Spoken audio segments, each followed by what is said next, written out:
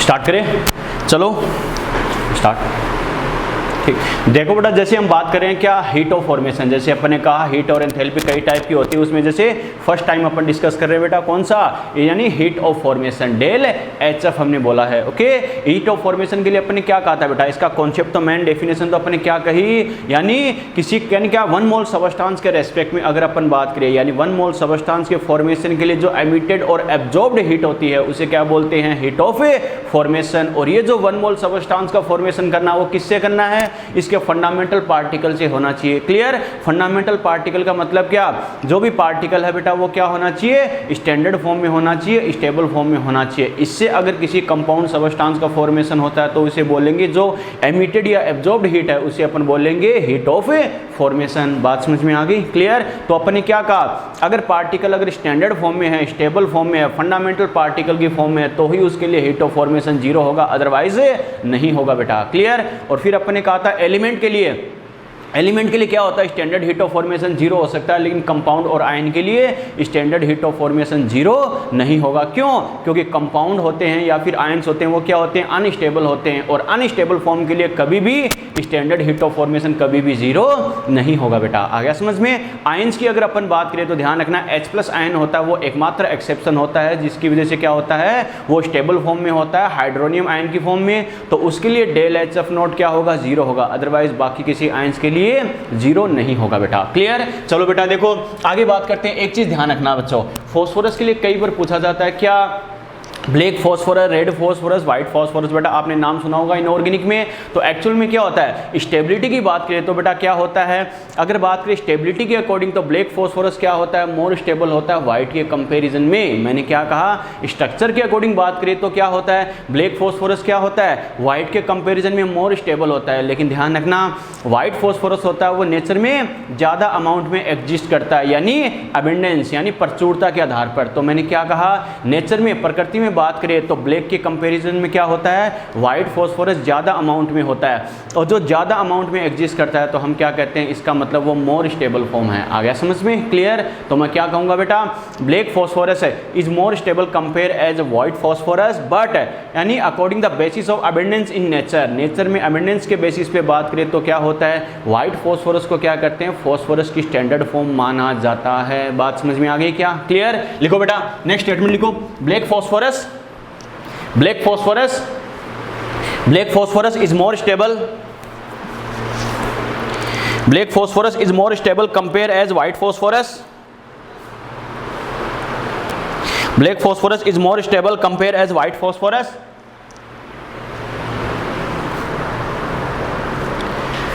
Black phosphorus is more stable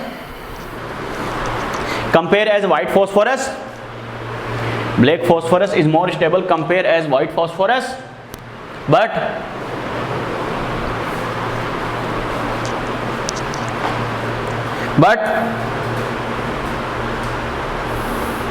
on the basis of abundance in nature, but on the basis of abundance in nature,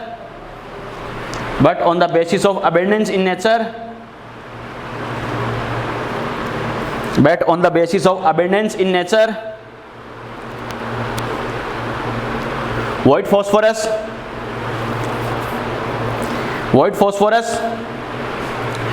but on the basis of abundance in nature, white phosphorus is considered as, but on the basis of abundance in nature, white phosphorus is considered as standard form of phosphorus. But on the basis of abundance in nature, white phosphorus is considered as standard form of phosphorus. ठीक है। हिंदी में लिखो बेटा, लिखो सफेद phosphorus की तुलना में काला फास्फोरस, ब्लैक फास्फोरस अधिक स्थायी है। सफेद फास्फोरस की तुलना में काला फास्फोरस अधिक स्थायी है। सफेद फास्फोरस की तुलना में काला फास्फोरस अधिक स्थायी है, बट लेकिन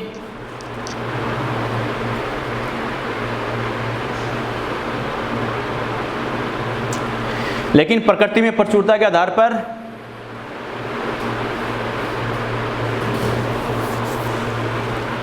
लेकिन प्रकृति में प्रचुरता के आधार पर, लेकिन प्रकृति में प्रचुरता के आधार पर, लेकिन प्रकृति में प्रचुरता के आधार पर, लेकिन प्रकृति में प्रचुरता के आधार पर सफेद फास्फोरस को, सफेद फास्फोरस को फास्फोरस का मानक रूप माना जाता है। लेकिन प्रकृति में प्रचुरता के आधार पर सफेद फास्फोरस को फास्फोरस का मानक रूप माना जाता है। लेकिन प्रकृति में प्रचुरता के आधार पर सफेद फास्फोरस को फास्फोरस का मानक रूप माना जाता है, स्टैंडर्ड फॉर्म में माना जाता है बेटा। ओके, चलो बेटा आगे बात करते हैं बच्चों। केमिकल रिएक्शन के लिए अगर बात करें तो क्या होता है, फॉर केमिकल रिएक्शंस। अगर केमिकल रिएक्शन की अगर हम बात करें बेटा तो देखो क्या करना है, केमिकल रिएक्शन में हमें पता है कोई रिएक्टेंट होगा, वो क्या करेगा, रिएक्शन करके प्रोडक्ट यानी उत्पाद बनाएगा। तो इसके लिए अगर हम बात करें बेटा हीट ऑफ रिएक्शन क्या होगी, तो क्या करेंगे, समेशन डेल एच एफ, अपन हीट ऑफ फॉर्मेशन की बात कर रहे हैं तो क्या करना, फाइनल माइनस इनिशियल, तो फाइनल कौन होगा, P, और क्या करेंगे समेशन डेल एच एफ, और समेशन डेल एच एफ किसके लिए बेटा, रिएक्टेंट के लिए, P माइनस R। किसका मतलब क्या है बच्चों, ये आपको ध्यान ही है, ध्यान है ना, क्लियर। और एक चीज और ध्यान रखना बेटा, मल्टीप्लाई यानी क्या करेंगे, मल्टीप्लाई जरूर करना है बेटा, मल्टीप्लाई बाई स्टाइक्योमेट्रिक कोफिशिएंट, यानी जो स्टाइक्योमेट्रिक कोफिशिएंट होता है बेटा उसके बेसिस क्या करना, उससे मल्टीप्लाई जरूर करना है। बात समझ में आ गई, क्लियर। चलो नोट करो रासायनिक अभिक्रियाओं के लिए ये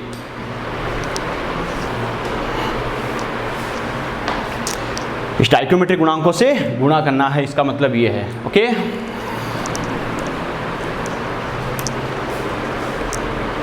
चलिए बेटा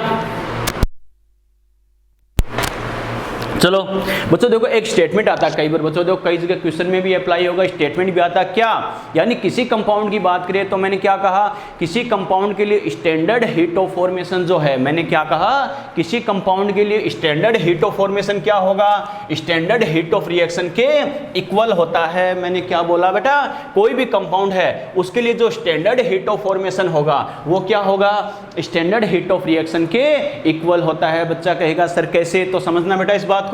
फॉर एग्जांपल स्टेटमेंट मैं लिखाऊंगा, पहले इस बात को समझना, मैंने बोला क्या है कि किसी कंपाउंड के लिए स्टैंडर्ड हीट ऑफ फॉर्मेशन है उसकी स्टैंडर्ड हीट ऑफ रिएक्शन के इक्वल कैसे होता है, क्या होता है, समझना इस बात को बच्चों। देखो कैसे, फॉर एग्जांपल मैं ये लिखूं H2 gas plus half O2 gas, clear. और मान लो ये बन रहा है बेटा H2O लिक्विड बनाता है, क्लियर। अब बच्चों देखो क्या लिखेंगे, अगर इसके लिए अगर अपन बात करें बच्चों देखो क्या लिखेंगे, standard heat of reaction, standard heat of reaction हमें क्या होता है बेटा, अरे P माइनस R, यस और नो होता है नहीं होता, तो क्या लिखेंगे बेटा, यानी डेल HF नोट किसके लिए, H2O लिक्विड के लिए, किसके लिए बेटा, H2O लिक्विड के लिए हो गया, ये तो अपने पास क्या हो गया, जो प्रोडक्ट है उसके लिए वैल्यू हो गई। और माइनस रिएक्टेंट के लिए बात करें तो क्या लिखेंगे, डेल HF है, हमें पता है डेल HF ये किसके लिए बेटा, H2 गैस के लिए, प्लस क्या करेंगे 1/2 multiply by del HF note किसके लिए, O2 गैस के लिए, क्लियर। O2 गैस के लिए है, ये किसके लिए हो गया, रिएक्टेंट के लिए हो गया, समझ में आ गया, क्लियर। चलो बेटा अब यहां से अपन क्या कह सकते हैं, देखो बच्चों अभी अपना कॉन्सेप्ट क्या था, अगर स्टैंडर्ड फॉर्म में है, स्टैंडर्ड फॉर्म में तो क्या होगा, स्टैंडर्ड हीट ऑफ फॉर्मेशन क्या होती है, 0 होती है, यस और नो। अरे हमें पता है H2 गैस स्टैंडर्ड फॉर्म में है या नहीं है, इसके लिए क्या हो जाएगी वैल्यू 0। हमें पता O2 गैस ये भी क्या स्टैंडर्ड फॉर्म में, ये भी क्या होगा 0। तो फाइनली मेरे पास क्या बच गया बेटा, स्टैंडर्ड हीट ऑफ रिएक्शन क्या बोलेंगे, standard heat of reaction equal to क्या हो जाएगा, स्टैंडर्ड हीट ऑफ फॉर्मेशन किसके लिए, H2O लिक्विड के लिए, समझ में आ गया, यस और नो। यही बात तो मैंने बोली है बेटा, क्या किसी कंपाउंड के लिए स्टैंडर्ड हीट ऑफ फॉर्मेशन क्या होगा, स्टैंडर्ड हीट ऑफ रिएक्शन के इक्वल होता है, समझ में आ गया, क्लियर। लिखो बेटा स्टेटमेंट लिखो the standard heat of formation for a compound, the standard heat of formation for a compound, the standard heat of formation for a compound, the standard heat of formation for a compound is equal to, the standard heat of formation for a compound is equal to standard heat of reaction, the standard heat of formation for a compound is equal to standard heat of reaction,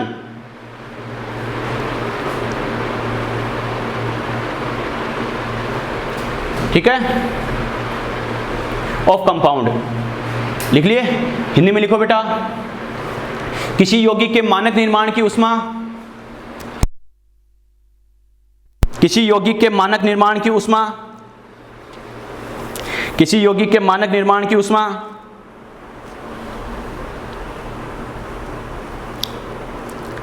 किसी यौगिक के मानक निर्माण की उष्मा उस यौगिक की, किसी यौगिक के मानक निर्माण की उष्मा उस यौगिक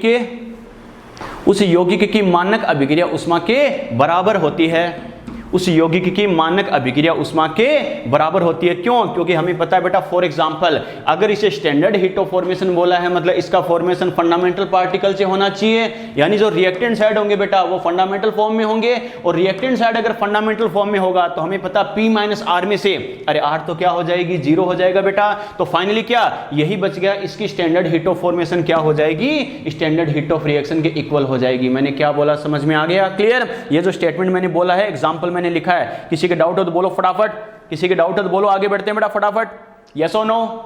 अरे यस और नो जो स्टेटमेंट मैंने बोला है और एग्जांपल से इस बात को एक्सप्लेन किया, किसी को डाउट है क्या? अरे किसी को डाउट है बेटा, और किसी को यस और नो? चलो बेटा ठीक है, नोट करो एग्जांपल फटाफट।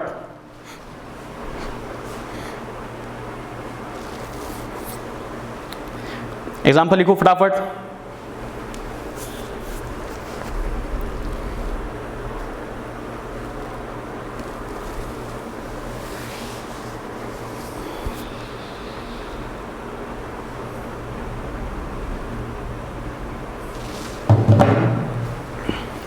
चलो बेटा कर लिए। ये तो अपने बात की हीट ऑफ फॉर्मेशन क्या होता है बच्चों, कैसे होता है, इसका मीनिंग क्या। अब इस पे क्वेश्चंस हमें कैसे पूछ सकता है, क्या करना है देखते हैं बच्चों। चलो क्वेश्चन लिखो बेटा फटाफट, क्वेश्चन लिखो। ये मैं रिएक्शन लिख रहा हूं बेटा, H2 gas plus Cl2 gas equal to 2HCl gas.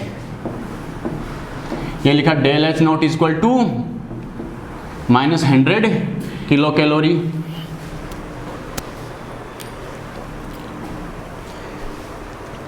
लिख लिए, del H naught equal to -100 kilo calorie. लिख लिए।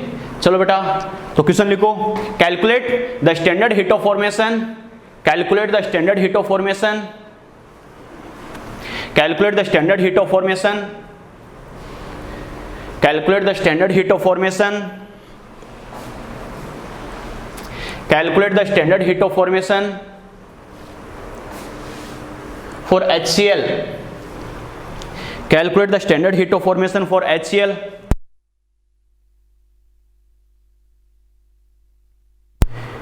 calculate the standard heat of formation for HCl। लिख लिए, हिंदी में लिखो बेटा। ये रिएक्शन लिखी, इसमें क्या बोला है, HCl के मानक निर्माण की उष्मा ज्ञात करो, HCl के मानक निर्माण की उष्मा ज्ञात करो, HCl के मानक निर्माण की उष्मा ज्ञात करो। लिख लिए बेटा। हमें ये जो दे रखा है इसके अकॉर्डिंग अगर बात करते हैं बच्चों, देखो कैसे करना, क्या करना, समझना इस बात को। हमें बोला है HCl के लिए स्टैंडर्ड हीट ऑफ फॉर्मेशन, मानक निर्माण की उष्मा, तो एक बात तो श्योर है HCl का हमें फॉर्मेशन करना है बेटा, ठीक है। HCl का अगर हमें फॉर्मेशन करना है तो सीधी सी बात है HCl किधर होगा, प्रोडक्ट साइड में होगा। इसकी हीट ऑफ फॉर्मेशन की बात करें, इसके लिए हमें बोला है स्टैंडर्ड हीट ऑफ फॉर्मेशन क्या होगी, ये हमें पूछा है। एक बात तो श्योर है बेटा, इसके फॉर्मेशन के लिए जो हीट है उसको हीट ऑफ फॉर्मेशन कब बोलेंगे, जब हमें पता है 1 मोल HCl का अगर फॉर्मेशन हो, यस और नो। अरे हमें पता 1 मोल का फॉर्मेशन करना है, इसका मतलब है 1 मोल HCl का फॉर्मेशन करने के लिए तो एक बात तो श्योर है HCl का अगर हमें फॉर्मेशन करना है बेटा तो किससे होगा, अरे H2 गैस प्लस किससे होगा, Cl2 गैस, यस और नो। बच्चा रट्टाफिकेशन से क्या करेगा, सर ये जो दे रखा है उसका यही तो आंसर आ जाएगा, क्योंकि इसमें भी तो क्या हो रहा है, HCl का ही फॉर्मेशन हो रहा है। HCl का फॉर्मेशन हो रहा है तो यहां से हम क्या करेंगे, ये हमें दे रखा है तो सीधा रिजल्ट आ जाएगा, नहीं बेटा, यहां फॉर्मेशन किसका हो रहा है, 2HCl का हो रहा है, जबकि हमें क्या चाहिए 1 मोल HCl का, क्योंकि स्टैंडर्ड हीट ऑफ फॉर्मेशन का मतलब भी क्या होता है 1 मोल का फॉर्मेशन करने के लिए, 1 मोल का फॉर्मेशन करने के लिए यानी क्या होगा 1 HCl। और सीधी सी बात है बेटा 1 HCl का फॉर्मेशन करना है तो क्या होगा, सीधी सी बात है हाइड्रोजन हमें पता है बेटा 1 एटम चाहिए तो क्या लिखेंगे H2 का हाफ करेंगे, क्लियर। Cl भी 1 चाहिए तो क्या करेंगे 1/2, समझ में आ गया, क्लियर, ठीक है बेटा। अब देखो ये इक्वेशन फर्स्ट दे रही है, इस इक्वेशन से अगर हम कंपेयर करें तो हम क्या कह सकते हैं बेटा, देखो इसके अकॉर्डिंग है, अगर हमें पता इस इक्वेशन की हेल्प से ये इक्वेशन अगर हम बनाए, मैंने क्या कहा हमें क्या दे रखा है बेटा, ये तो हमें क्वेश्चन में दे रखा है बेटा, कैसे हमें क्या दे रखा है H2 gas plus Cl2 gas equal to 2HCl gas, ठीक है। और इसके लिए हमें क्या बोला है del H naught equal to बोला है -100 किलो कैलोरी। अब जो अपने 1 by 1 रूल पढ़े थे, हैश लो, लाप्लास लो, बेटा हर रूल यूज होगा, कैसे हमें पता है अपनी डिजायर्ड इक्वेशन ये है, इस रिएक्शन से मैं ये रिएक्शन कैसे बना सकता हूं, इस रिएक्शन को क्या करूंगा हाफ से मल्टीप्लाई कर दूंगा, यस और नो। तो इसे अगर हाफ से मल्टीप्लाई करूं तो क्या लिखूंगा हाफ H2 प्लस क्या लिखेंगे हाफ Cl2 और क्या लिखेंगे बेटा यानी HCl गैस, क्लियर। और यहां से अगर बात करें तो हमें पता है रिएक्शन को अगर हमने क्या किया बेटा हाफ से मल्टीप्लाई किया तो डेल H भी क्या होगा हाफ से मल्टीप्लाई हो जाएगा, या फिर क्या लिखेंगे -100 किलो कैलोरी अपॉन क्या हो जाएगा 2, यानी क्या हो जाएगा -50 किलो कैलोरी। समझ में आ गया कैसे किया, यस और नो, क्लियर। और ये क्या हो जाएगी बेटा इसकी स्टैंडर्ड हीट ऑफ फॉर्मेशन बोली जाएगी। समझ में आया, किसी का आंसर आया था बेटा, फटाफट बताओ।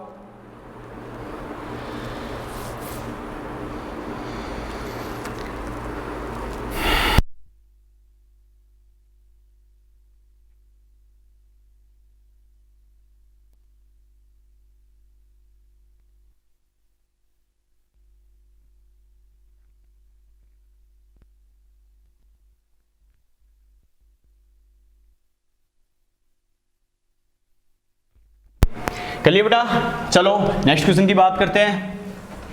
नेक्स्ट क्वेश्चन लिखो बेटा, लिखो the standard heat of formation, the standard heat of formation, the standard heat of formation, the standard heat of formation of ammonia, the standard heat of formation of ammonia is -400 kilojoule. The standard heat of formation of ammonia is -400 kilojoule. Then calculate the standard heat of reaction. Then calculate the standard heat of reaction for following reaction. Then calculate the standard heat of reaction for following reaction. Calculate the standard heat of reaction for following reaction. Clear, ये reaction हमें दे रखी है। हिंदी में लिखो बेटा, ammonia के मानक निर्माण की उष्मा -400 किलोजूल है।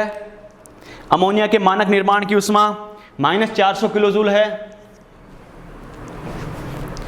अमोनिया के मानक निर्माण की उष्मा, अमोनिया के मानक निर्माण की उष्मा, अमोनिया के मानक निर्माण की उष्मा -400 किलोजूल है। तो निम्न अभिक्रिया के लिए, तो निम्न अभिक्रिया के लिए, तो निम्न अभिक्रिया के लिए मानक अभिक्रिया उष्मा का मान ज्ञात करो। तो निम्न अभिक्रिया के लिए मानक अभिक्रिया उष्मा का मान ज्ञात करो। लिख लिया बेटा। सबसे पहले देखो बेटा, ये देखो मुझे वही बात है, गिवन क्या है, आस्क क्या है। ओके, थोड़ा सा अगर दिमाग काम में ले बेटा, सबसे पहले हमें बोला क्या है, यानी देखो आपको क्या दे रखा है, यानी इसके लिए स्टैंडर्ड हीट ऑफ फॉर्मेशन आपको दे रखा है। एक एक कॉन्सेप्ट हमने पढ़ा है, स्टैंडर्ड हीट ऑफ फॉर्मेशन। तो सबसे पहले अमोनिया की फॉर्मेशन की रिएक्शन लिख दो। अगर मैं अमोनिया के फॉर्मेशन की रिएक्शन लिखूं तो हमें पता है बेटा अमोनिया किधर होगा, जो प्रोडक्ट है उस साइड होगा, यस और नो। और हमें पता है हीट ऑफ फॉर्मेशन की बात कर रहा है तो क्या बोलना है, 1 मोल अमोनिया का फॉर्मेशन करना है। क्लियर, ठीक है। अमोनिया का फॉर्मेशन किससे होगा बेटा, नाइट्रोजन से होगा, और प्लस किससे होगा, हाइड्रोजन से होगा, यस और नो। अगर 1 मोल अमोनिया का फॉर्मेशन करना है तो देखो नाइट्रोजन कितना चाहिए, 1n, यानी क्या लिखेंगे, और ये 2 है तो क्या करेंगे, हाफ, यस और नो। ये देखो बेटा 3 हाइड्रोजन है, ये H2 हमें पता कितना 2 है बेटा, तो यहां पर क्या करेंगे, इसको मैं 3/2 कर दूं तो ये बताओ बेटा एटम बैलेंस होंगे या नहीं होंगे, होंगे। ये ध्यान रखना, रिएक्शन को बैलेंस करना जरूरी है। क्लियर। और ये हमें क्या बोल बोल रहा है, ये हमें दे रखा है स्टैंडर्ड हीट ऑफ फॉर्मेशन आपको कितनी बोल रहा है बेटा, -400 किलो जूल। यस और नो? अरे बात समझ में आ गई? क्लियर? चलो बेटा, ये हमारे लिए क्या आ गया, स्टैंडर्ड हीट ऑफ फॉर्मेशन हो गया। अब अपन कहे तो देखो पूछा हमें क्या है, मैंने क्या कहा, गिवन क्या है, आस्क क्या है, क्या दे रखा है, क्या पूछा, उनको आपस में रिलेट कर लो बेटा। कैसे? ये मुझे इंफॉर्मेशन दे रखी है, इनडायरेक्टली मुझे बोल दिया, लेकिन मुझे पूछा क्या है, इस रिएक्शन के लिए पूछा है, तो एक एक रूल जो हमने पढ़ा है उनकी हेल्प से बच्चों देखो इसे कन्वर्ट कर सकते हैं, नहीं कर सकते? कर सकते हैं। इस रिएक्शन के लिए मुझे पूछा है, इस रिएक्शन के लिए अगर मुझे पूछा तो देखो इस रिएक्शन में मुझे क्या चाहिए, अमोनिया किधर चाहिए, रिएक्टेंट साइड, नाइट्रोजन हाइड्रोजन किधर चाहिए, प्रोडक्ट साइड। तो देखो हमें जो हमारे पास डाटा दे रखा है उसमें क्या है, नाइट्रोजन हाइड्रोजन रिएक्टेंट साइड है, अमोनिया है प्रोडक्ट साइड। तो इस रिएक्शन को मैं इन्वर्स कर सकता हूं, नहीं कर सकता हूं? यस और नो? तो इसको अगर इन्वर्स करते बेटा, तो इसको इन्वर्स करके लिख दो, अमोनिया गैस इसको तो क्या हो जाएगा, हाफ N2 गैस, और प्लस क्या हो जाएगा, 3/H2 गैस। बात समझ में आ गई क्या? और रिएक्शन को अगर इन्वर्स करेंगे तो हमें पता है बेटा डेल H नोट क्या हो जाएगा, एक एक रूल अपन ने पढ़ा है बेटा, रिएक्शन की डायरेक्शन चेंज कर रहे हो तो क्या हो जाएगा, वैल्यू वही रहेगी, साइन क्या हो जाएगा, चेंज हो जाएगा, माइनस से प्लस कर दो। यस और नो? बात समझ में आई क्या? बस ये अपना आंसर है क्या? नहीं बेटा। अब देखो मुझे क्या चाहिए, इसने क्या दे रखा है, 1NH3 हाफ N2 3/2H2, जबकि मुझे क्या चाहिए, 2NH3 1N2 3H2। इसका मतलब इस रिएक्शन को इसके इक्वल करने के लिए मैं क्या करूंगा, इसे 2 से मल्टीप्लाई करूंगा बेटा। यस और नो? क्लियर? तो 2 से मल्टीप्लाई करूं तो देखो बच्चों क्या लिखेंगे, 2NH3 2 से मल्टीप्लाई होकर क्या हो जाएगा, N2 गैस। क्लियर? प्लस 2 से मल्टीप्लाई होकर क्या हो जाएगा, 3H2 गैस। बात समझ में आई क्या? और रिएक्शन को अगर 2 से मल्टीप्लाई किया तो हमें पता डेल H भी क्या हो जाएगा, 2 से मल्टीप्लाई हो जाएगा, तो 2 मल्टीप्लाई बाई क्या हो जाएगा, प्लस 400 किलो जूल। बात समझ में आ गई? तो रिजल्ट कितना आ जाएगा बेटा, प्लस 800 किलो जूल। समझ में आ गया? यस और नो? अरे कोई डाउट? आंसर आया बेटा किसी का? फटाफट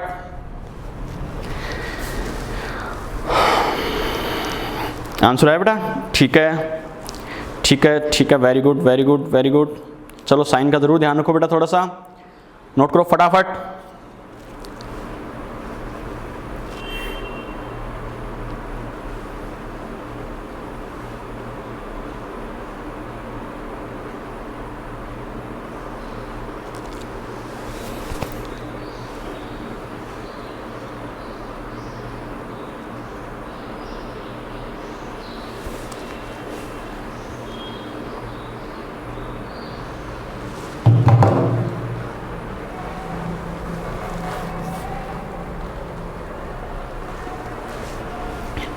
कर लिए नोट? कर लिए बच्चों? चलो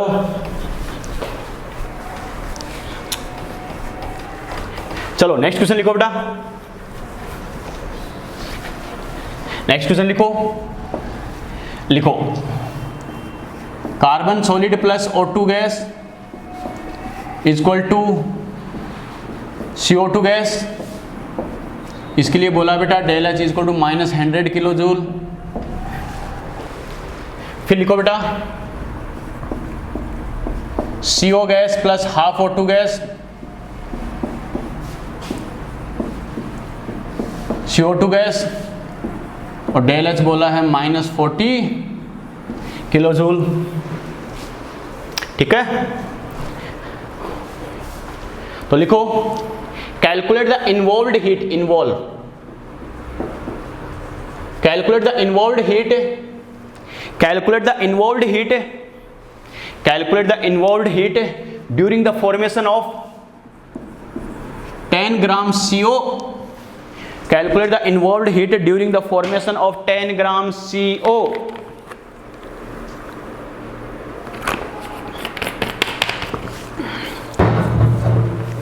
calculate the involved heat during the formation of 10 gram CO। Clear? अरे रिएक्शन तो लिख ली ना सभी ने?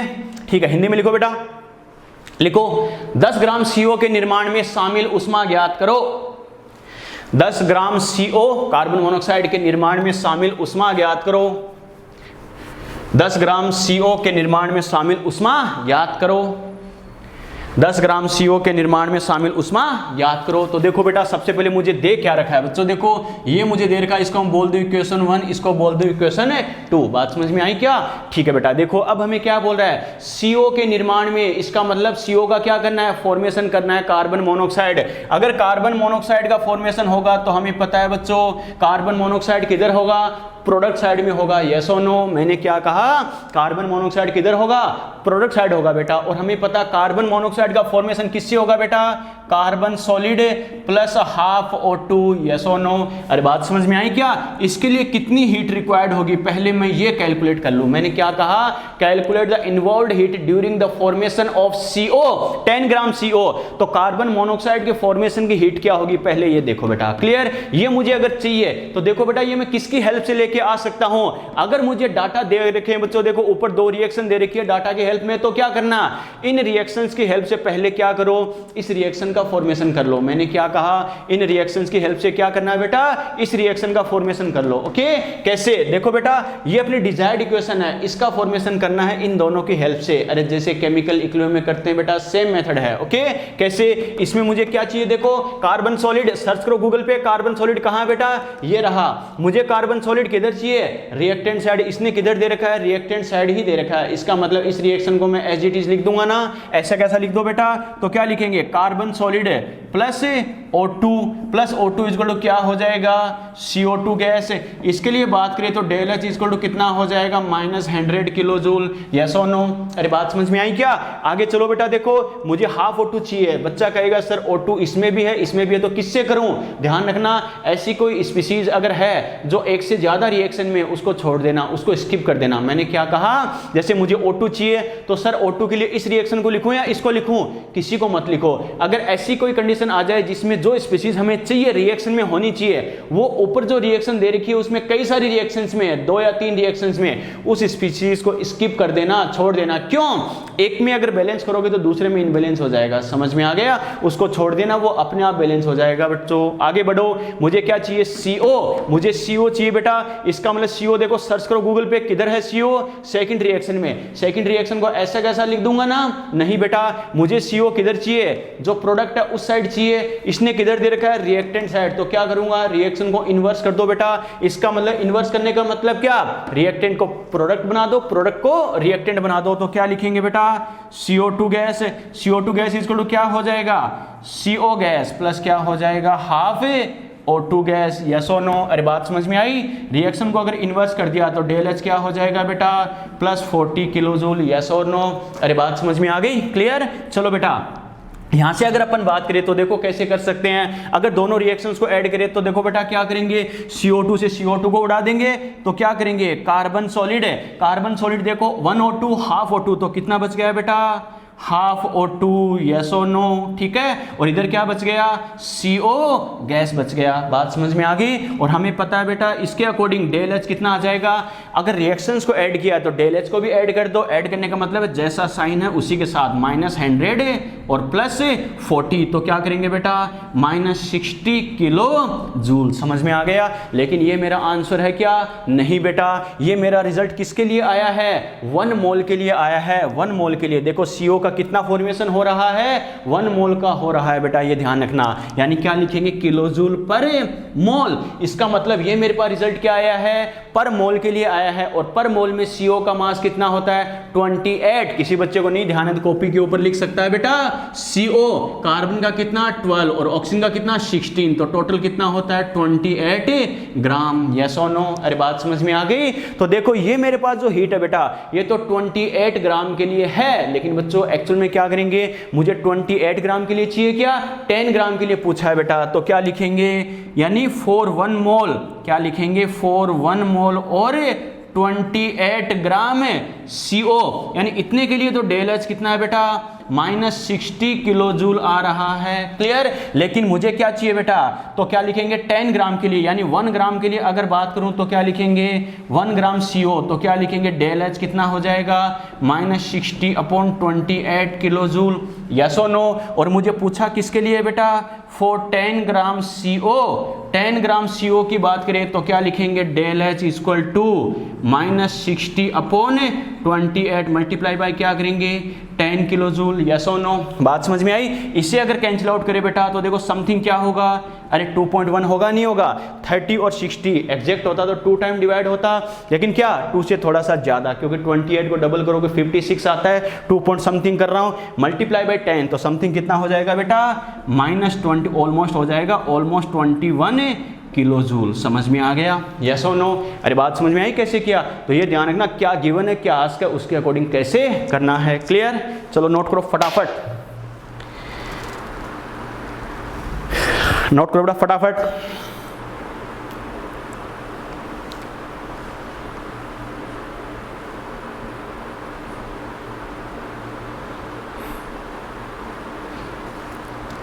ओनली प्रज्ञा, दीपिका, प्रदीप ठीक है, पूजा ठीक है बेटा, रहमान ठीक है, रितु, निकिता ठीक है, मनीषा ठीक है।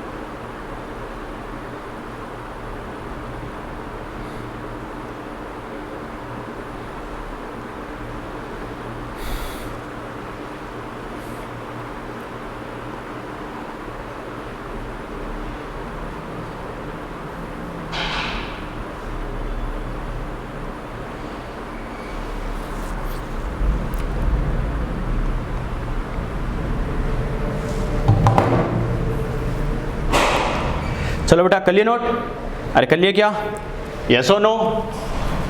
चलो चलो बेटा अपनी जो इनऑर्गेनिक की क्लास है बेटा वो 10:50 पे स्टार्ट करेंगे। हीट ऑफ फॉर्मेशन के 2 इक्वेशन कर लेते हैं, इसको कंप्लीट कर देते हैं, ठीक है, वरना ये क्लास 25-30 मिनट की रहेगी जिसका कोई मीनिंग नहीं है, ठीक है। तो 10-15 मिनट से एक्सटेंड करके हीट ऑफ फॉर्मेशन को कंप्लीट करते हैं। नेक्स्ट लेक्चर में heat of combustion upon start कर लेंगे, कोई दिक्कत नहीं, ओके। चलो बेटा नेक्स्ट क्वेश्चन लिखो, लिखो लिखो, the standard heat of formation, the standard heat of formation, the standard heat of formation for CH4 gas, the standard heat of formation, board पे डाटा कंफर्म करते रहना, the standard heat of formation for CH4 gas comma CO2 gas and H2O liquid are -20, -40 and -50 kilojule respectively.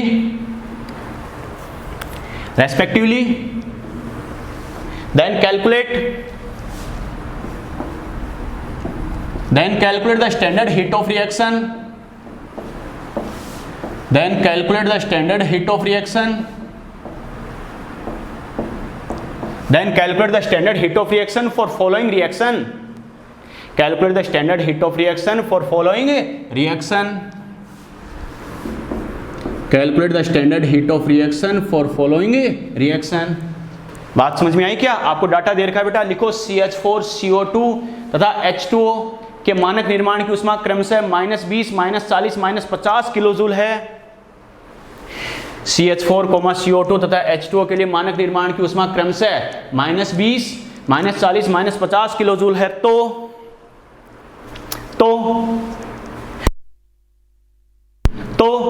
निम्न अभिक्रिया के लिए मानक अभिक्रिया की ऊष्मा ज्ञात करो। तो निम्न अभिक्रिया के लिए मानक अभिक्रिया की ऊष्मा ज्ञात करो। तो निम्न अभिक्रिया के लिए मानक अभिक्रिया की ऊष्मा ज्ञात करो।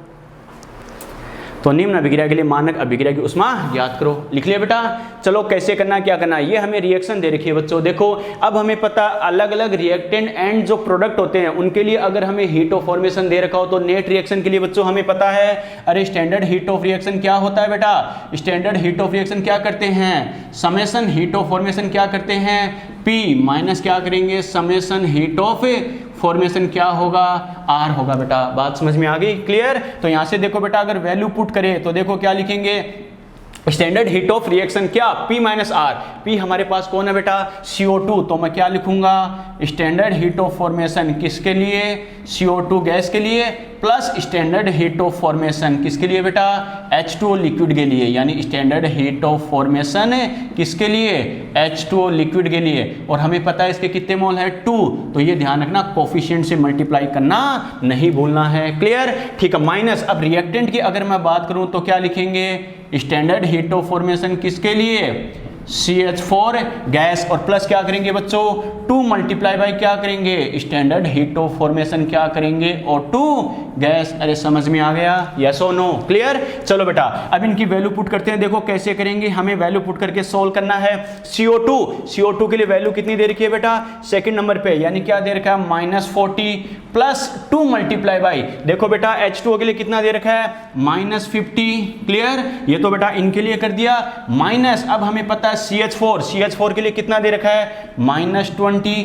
क्लियर, प्लस 2 मल्टीप्लाई बाई हमें पता है O2 स्टैंडर्ड फॉर्म में है या नहीं है, स्टैंडर्ड फॉर्म में है, तो इसके लिए क्या होगा, 0, और ये किस में आ जाएगा, किलोजूल में हमें दे रखा है तो किलोजूल में आ जाएगा, क्लियर, ठीक है बेटा। तो क्या करेंगे, -40 और ये प्लस माइनस क्या हो गया, माइनस, ये कितना हो गया बेटा 100, और ये क्या हो जाएगा इसकी वैल्यू, और माइनस बात करें बेटा, देखो -20 प्लस 0, बात समझ में आ गई। ये माइनस बेटा कितना ऐड हो जाएगा, -140, और माइनस क्या हो जाएगा, प्लस, यानी क्या हो जाएगा +20। तो फाइनल मेरा नेट आंसर कितना आ गया बेटा, -120 किलोजूल। समझ में आ गया, यस और नो, आंसर आया बेटा, यस और नो।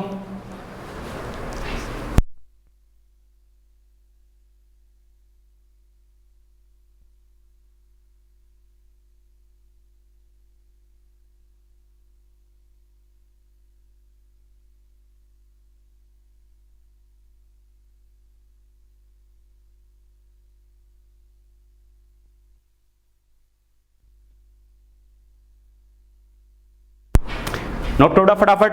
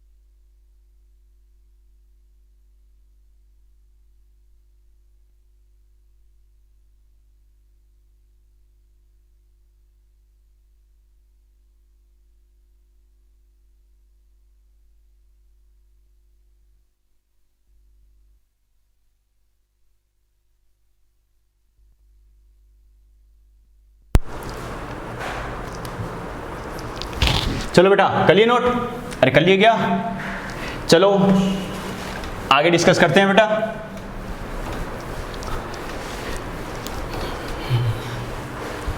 चलो बेटा नेक्स्ट क्वेश्चन लिखो। इसमें देखो बेटा हमें कई सारी डराने के लिए कई सारी रिएक्शंस दे रखी है, लेकिन हमें डरने की जरूरत नहीं है बेटा, इजी वे में करना है, स्टेप बाय स्टेप। कैसे करना है लिखो carbon solid plus O2 gas equal to CO2 gas. Hindi में भी बेटा ऐसे ही लिखेंगे रिएक्शन को, तो लिख लेना। ये हमें दे रखा मान लो del H equal to -50 kilojoule.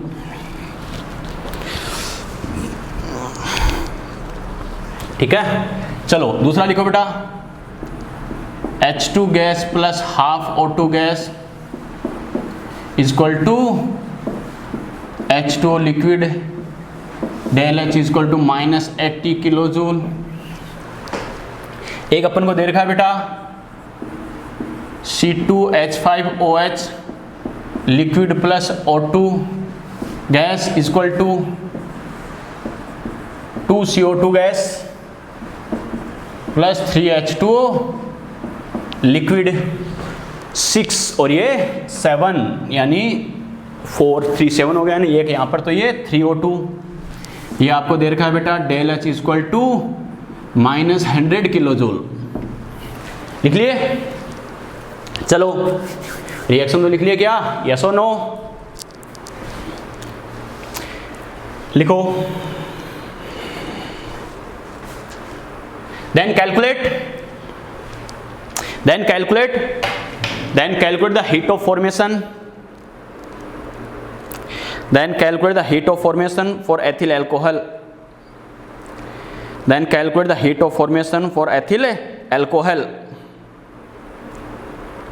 Then calculate the heat of formation for ethyl alcohol. Calculate the heat of formation for ethyl alcohol. Hindi में लिखो बेटा। तो एथिल अल्कोहल के निर्माण की ऊष्मा ज्ञात करो। तो एथिल अल्कोहल के निर्माण की ऊष्मा ज्ञात करो। तो एथिल अल्कोहल के निर्माण की ऊष्मा ज्ञात करो। एथिल अल्कोहल के निर्माण की ऊष्मा ज्ञात करो। एथिल अल्कोहल के निर्माण की ऊष्मा ज्ञात करो।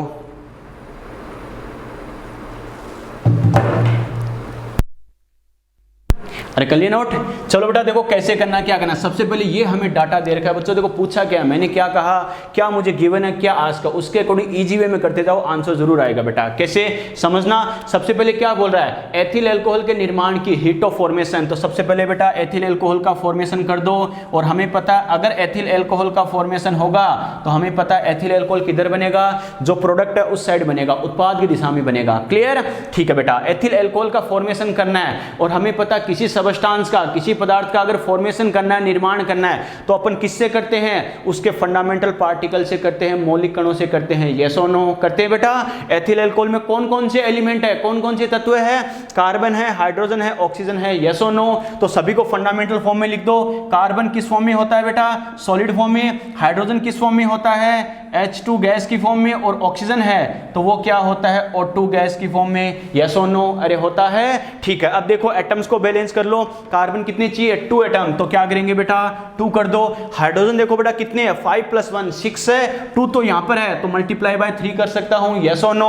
ऑक्सीजन की बात करें बेटा, मुझे कितना चाहिए? 1, ये कितना है? 2, तो क्या करूंगा? 1/2। यस और नो? ये मैंने रिएक्शन लिख ली। एक्चुअली मुझे ये रिएक्शन चाहिए और इसके लिए मुझे क्या बोला है? इसकी हीट ऑफ फॉर्मेशन मुझे पूछी है, वो क्या होगी? अब अपना वही रूल बेटा, रिएक्शंस के रूल जो हमने पढ़े हैं, क्या यानी मुझे नेट रिएक्शन ये चाहिए, ये मेरी डिजायर्ड इक्वेशन है बेटा, ये मुझे चाहिए ये अभिक्रिया। ओके, इसका फॉर्मेशन किससे करना है? इन रिएक्शंस की हेल्प से करना है। ओके, और बच्चा क्या दिमाग लगाएगा? बच्चा दिमाग लगाएगा सर अगर एथिल अल्कोहल C2H5OH इसका फॉर्मेशन होगा तो ये प्रोडक्ट साइड में होगा। एक हमें रिएक्शन दे रखी है जिसमें C2H5OH क्या रिएक्टेंट साइड में है, तो सर इसको उल्टा करके लिख दूंगा, अपोजिट कर दूंगा तो सीधा आंसर आ जाएगा। नहीं बेटा, एक्चुअल में वो तो क्या साथ में O2 भी बनेगा। हमें इसका फॉर्मेशन करना है और इसका फॉर्मेशन किसकी हेल्प से करेंगे बेटा? ये जो रिएक्शंस हमें दे रखी है उनकी हेल्प से। कैसे बच्चों? देखो समझना 1 by 1। हमारी जो डिजायर्ड इक्वेशन है ये इक्वेशन दिमाग में आनी ही चाहिए कि मुझे कैसे न कैसे करके इसका फॉर्मेशन करना है। ओके, इसका फॉर्मेशन किससे करेंगे? 2 कार्बन। सबसे पहले कार्बन देखो, सर्च करो गूगल पे, कार्बन कहां है बेटा? फर्स्ट रिएक्शन में है। ठीक है, फर्स्ट रिएक्शन में देखो मुझे कार्बन किधर चाहिए? Reactant side. इसने किधर दे रखा है? रिएक्टेंट साइड ही दे रखा है। इसका मतलब इसकी डायरेक्शन चेंज करने की जरूरत है क्या? नहीं। लेकिन मुझे कितना चाहिए? 2 कार्बन। इसने क्या दे रखा है? 1 कार्बन। तो इस रिएक्शन को मैं क्या करूंगा? 2 से मल्टीप्लाई करूंगा बेटा। तो पूरी रिएक्शन को 2 से मल्टीप्लाई करके लिख दूं तो क्या लिखेंगे? 2 कार्बन सॉलिड प्लस क्या लिखेंगे? 2O2 गैस और इसको क्या हो जाएगा? 2CO2 gas. बात समझ में आई क्या? रिएक्शन को 2 से मल्टीप्लाई किया बेटा तो डेल H क्या हो जाएगा? 2 × -50 -100 किलो जूल। अरे समझ में आ गया, यस और नो, क्लियर। चलो बेटा आगे चलो, जिंदगी में बढ़ो। देखो 3H2O, सबसे पहले हाइड्रोजन को सर्च करो, तीनों रिएक्शन में हाइड्रोजन किस में, देखो गूगल पे सर्च करो, कहाँ दे रखा है, ये दे रखा है। मुझे हाइड्रोजन H2 किधर चाहिए, रिएक्टेंट साइड, इसने भी रिएक्टेंट साइड ही दे रखा है, क्लियर। लेकिन मुझे कितना चाहिए, 3H2, इसने क्या दे रखा है, 1H2। इस रिएक्शन को क्या करूंगा, 3 से मल्टीप्लाई करके लिख दूंगा, यस और नो। इसको 3 से मल्टीप्लाई करके लिखे बेटा तो क्या लिखेंगे, 3H2 गैस और प्लस क्या हो जाएगा, 3/2 O2 गैस। बात समझ में आई क्या, इक्वल टू क्या लिखेंगे, 3H2O लिक्विड। समझ में आ गया। और अगर बात करें रिएक्शन को 3 से मल्टीप्लाई किया है तो इसका डेल एच क्या हो जाएगा बेटा, 3 मल्टीप्लाई बाई -80 माइनस क्या हो जाएगा, 240 किलो जूल। अरे समझ में आ रहा है, यस और नो। चलो बेटा आगे चलो, आगे देखो मुझे क्या चाहिए, हाफ O2 चाहिए। O2 बच्चा कहेगा सर फिर वही बात आ गई, इसमें भी दे रखा, इसमें भी दे रखा, इसमें भी दे रखा, किससे लिखूं, किसी से मत लिखो। अगर ऐसा कोई रिएक्टेंट प्रोडक्ट हो जो एक से ज्यादा रिएक्शंस में दे रखा हो, उसको स्किप कर देना, उसको छोड़ देना बेटा, वो अपने आप बैलेंस हो जाएगा, याद है ना, ठीक है, उसको स्किप कर दो। चलो बेटा आगे बढ़ो, मुझे क्या चाहिए, C2H5OH। सर्च करो गूगल पे, कहां दे रखा है C2H5OH, इस रिएक्शन में दे रखा है। इस रिएक्शन को ऐसा कैसा लिख देंगे ना, नहीं बच्चों, मुझे देखो किधर चाहिए, प्रोडक्ट साइड में, इसने किधर दे रखा है, रिएक्टेंट साइड में। इसका मतलब इस रिएक्शन को इन्वर्स कर सकता हूं, नहीं कर सकता हूं, इसे उल्टा कर दो बेटा। उल्टा करेंगे तो क्या लिखेंगे, 2CO2, अरे 2CO2 लिख दो बेटा, 2CO2 गैस प्लस मैं क्या लिखूंगा, 3H2O लिक्विड, क्लियर। और यहां से क्या लिखेंगे, C2H5OH लिक्विड और प्लस क्या हो जाएगा बेटा, 3O2 गैस। अरे बात समझ में आ गई, यस और नो। अगर रिएक्शन को हमने क्या किया बेटा, अपोजिट कर दिया, इन्वर्स कर दिया, तो इसका डेल एच क्या हो जाएगा, पहले कितना है बच्चों, -100, अब क्या हो जाएगा, +100 किलो जूल। समझ में आ गया, यस और नो। अब इन रिएक्शंस को ऐड करके देखते हैं क्या रिजल्ट आता है बच्चों। देखो जो कट रहा है काट दो, बच रहा बचा दो बेटा, बाकी को ऐसा कैसा लिख देंगे। देखो बेटा कैसे करना, क्या करना, सबसे पहले तो देखो बेटा अपन क्या करेंगे, अपनी डिजायर्ड इक्वेशन तो ये थी, तो सबसे पहले 2CO2 ये गया। अरे और कुछ कैंसिल आउट हो रहा है क्या, देखो बेटा इसके अकॉर्डिंग बात करें बच्चों, देखो 3H2O ये चला गया, ठीक है। और देखो बेटा क्या कैंसिल आउट हो रहा है, इसके अकॉर्डिंग अगर हम बात करें बच्चों तो अपनी रिएक्शंस के अकॉर्डिंग देखो ये कार्बन तो बच ही गया, और अगर बात करें हाइड्रोजन की ये बच गया, और फाइनली अपने पास आ क्या रहा है बेटा, देखो 3/2 और क्या 3,2H2, और कुछ बच रहा है क्या। एक्चुअल में बात करें बच्चों देखो कार्बन, अब कार्बन बाकी किसी रिएक्शन में नहीं है तो इसे ऐसा कैसा लिख दो बेटा, तो क्या लिखेंगे, देखो 2 कार्बन, इसको ऐसा कैसा लिख दिया 2 कार्बन, प्लस बात करें बच्चों देखो H2 बाकी किसी रिएक्शन में है क्या, नहीं, इसको ऐसा कैसा लिख दो, तो क्या लिखेंगे बेटा 3H2 गैस। बात समझ में आ गई, क्लियर। अब क्या करेंगे बेटा, देखो ये अपने पास क्या आया 3O2 की बात करें बेटा, ये 3O2 आ गया, और इसके अकॉर्डिंग क्या 2 और 3/O2 बच्चों, देखो O2 को ऐसा कैसा छोड़ दो, स्किप कर दो बेटा। इसके अकॉर्डिंग बात करें H2 हो ही गया, और फाइनली अगर अपन बात करें बेटा तो यहां से अपने पास क्या करेंगे, देखो 2 और 3/2 यानी कितना हो गया बेटा, 2 और 3/2 यानी इधर कितना बच गया 1/2 O2। अरे बचा या नहीं बचा, यस और नो, हमें पता है। देखो ये कितना हो गया 2 और 1.5 यानी 3.5 O2, ये कितना है 3 O2 यानी इधर कितना बच गया 1/2 बच गया ना। चलो बेटा O2 को हमने सोल्व कर ही लिया, ये O2 को सोल्व कर लिया। इसके अकॉर्डिंग बात करें बाकी हमारे पास क्या बच गया, इसके अकॉर्डिंग C2H5OH। बात समझ में आ गई क्या, और ये हमारे पास बच गया, ये किसी से कैंसिल आउट होगा क्या, नहीं। इसका मतलब है इन तीनों रिएक्शंस को ऐड करने पर अपनी डिजायर्ड इक्वेशन आ रही है, नहीं आ रही है, आ रही है बेटा। तो इसके लिए डेल एच भी क्या होगा, अब जो हमारे पास ये डेल एच की वैल्यूज आ रही है इन सभी को ऐड कर सकते हैं, नहीं कर सकते, कर सकते हैं बेटा। तो देखो क्या करेंगे -100 और ये कितना -240 और ये कितना बेटा +100 किलो जूल। बात समझ में आई क्या, ठीक है, जैसा साइन है उसी के साथ लिख दो बेटा, ओके। तो क्या लिखेंगे बेटा +100 -100, तो फाइनली कितना आ गया -240 किलो जूल। यही अपना आंसर आ गया। समझ में आया बेटा कैसे किया, यस और नो। अरे बात समझ में आई क्या, चलो बेटा देखते हैं किसी बच्चे का आंसर आया क्या। अरे आंसर आया किसी बच्चे का, आंसर आया बेटा, किसका आंसर आया, Nikita 240, Pooja 240, Ritu Jangir sorry sir minus आएगा, ठीक है बेटा माफ़ कर दिया तुझे, मनीषा -240, रहमान +240, प्रदीप 240, रितु जांगीर 240। थोड़ा सा ध्यान रखो बेटा, साइन का गलती करवा देगा।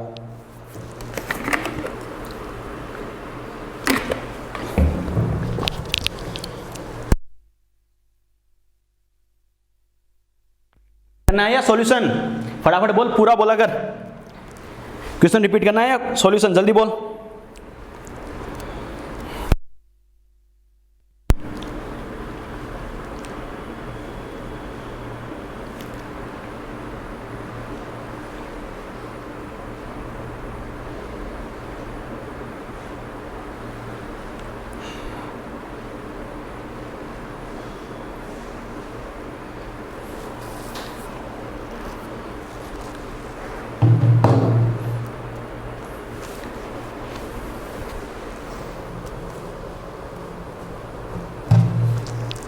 जतीन, क्या रिपीट करना है?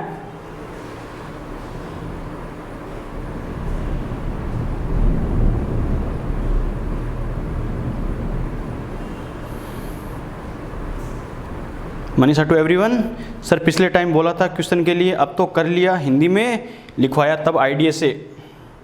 अच्छा चलो बेटा, सॉरी बेटा, बार बार मोबाइल चेक नहीं करते एक्चुअल में, तो पता नहीं चलता, लेकिन चलो क्वेश्चन रिपीट करना है या सॉल्यूशन? जल्दी बोलो, फटाफट बोलो बेटा।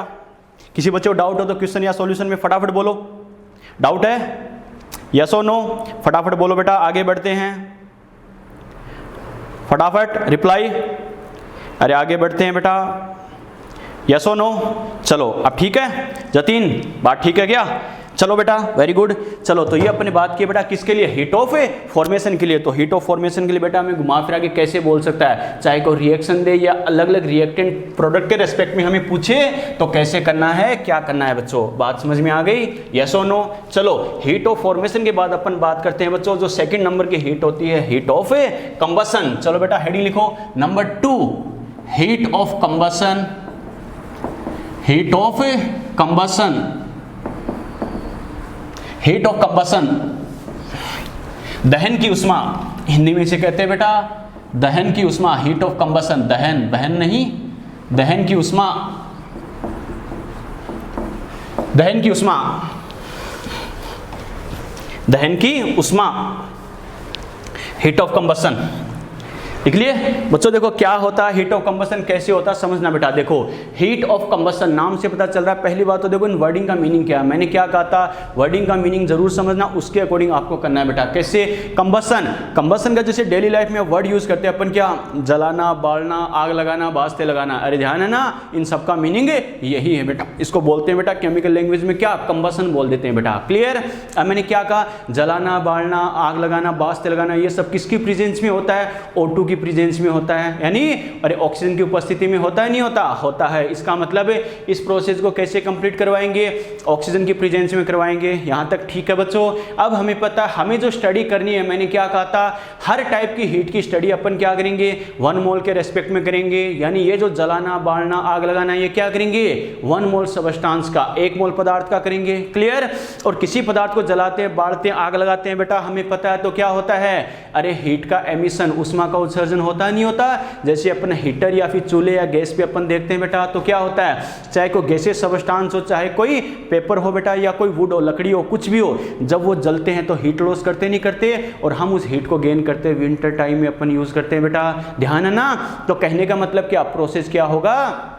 एक्सोथर्मिक यानी एमिटेड। बात समझ में आई क्या? बस ये जो मैंने 3-4 बातें बोली है बेटा, क्या कंबसन का मीनिंग क्या होता है, 1 मोल सबस्टांस के रेस्पेक्ट में क्या करेंगे? स्टडी करेंगे, और एयर की प्रेजेंस में यानी O2 की प्रेजेंस में बात करनी है, और हीट का एमिशन करना है। इन सभी को मिलाकर इसकी डेफिनेशन, कॉन्सेप्ट बना सकते नहीं बना सकते? तो क्या कहेंगे? The emitted heat, the emitted heat during the fully combustion of. बच्चा कहेगा सर फुली कंबसन क्यों बोला है? अरे बेटा जब जलाना या बालना ही है तो आधा अधूरा बालेंगे क्या? नहीं, पूरा का पूरा बालेंगे बेटा। बात समझ में आ रही है क्या?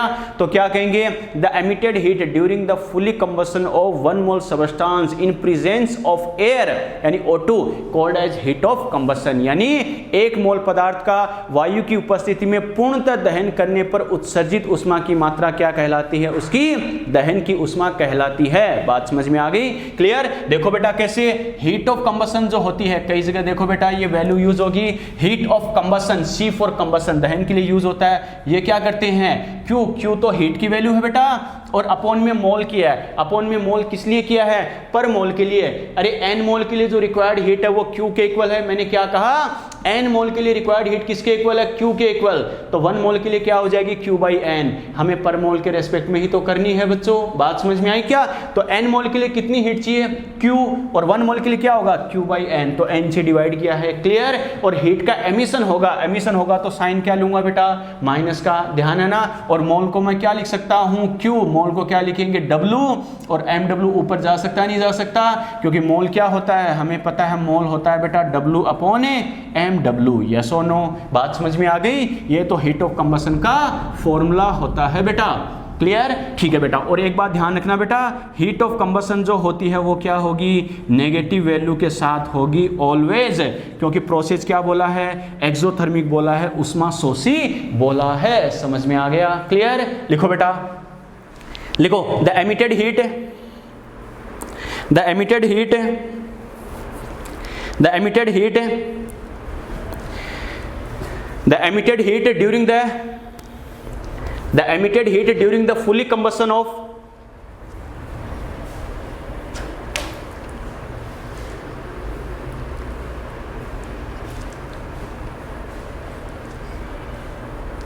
the emitted heat during the fully combustion of 1 mole substance, the emitted heat during the fully combustion of 1 mole substance,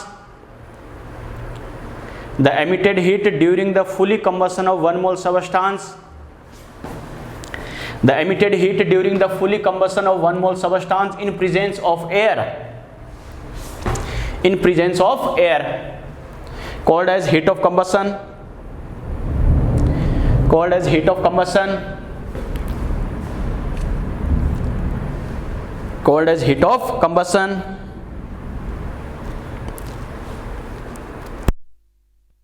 called as heat of combustion। लिख लिए? हिंदी में लिखो बेटा, वायु की उपस्थिति में, वायु की उपस्थिति में, वायु की उपस्थिति में 1 मोल पदार्थ, वायु की उपस्थिति में 1 मोल पदार्थ के पूर्णतः दहन के दौरान, वायु की उपस्थिति में 1 मोल पदार्थ के पूर्णतः दहन के दौरान उत्सर्जित ऊष्मा,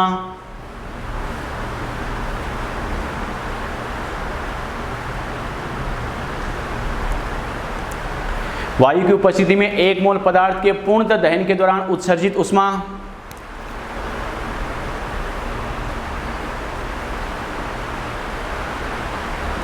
एक मोल पदार्थ के पूर्णतः दहन के दौरान उत्सर्जित ऊष्मा दहन की ऊष्मा कहलाती है, दहन की ऊष्मा कहलाती है।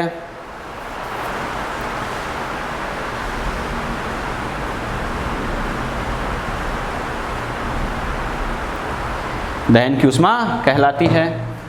लिख लिया बेटा? ये फॉर्मूला लिख लिया ना? यस और नो? अरे लिख लिया बेटा?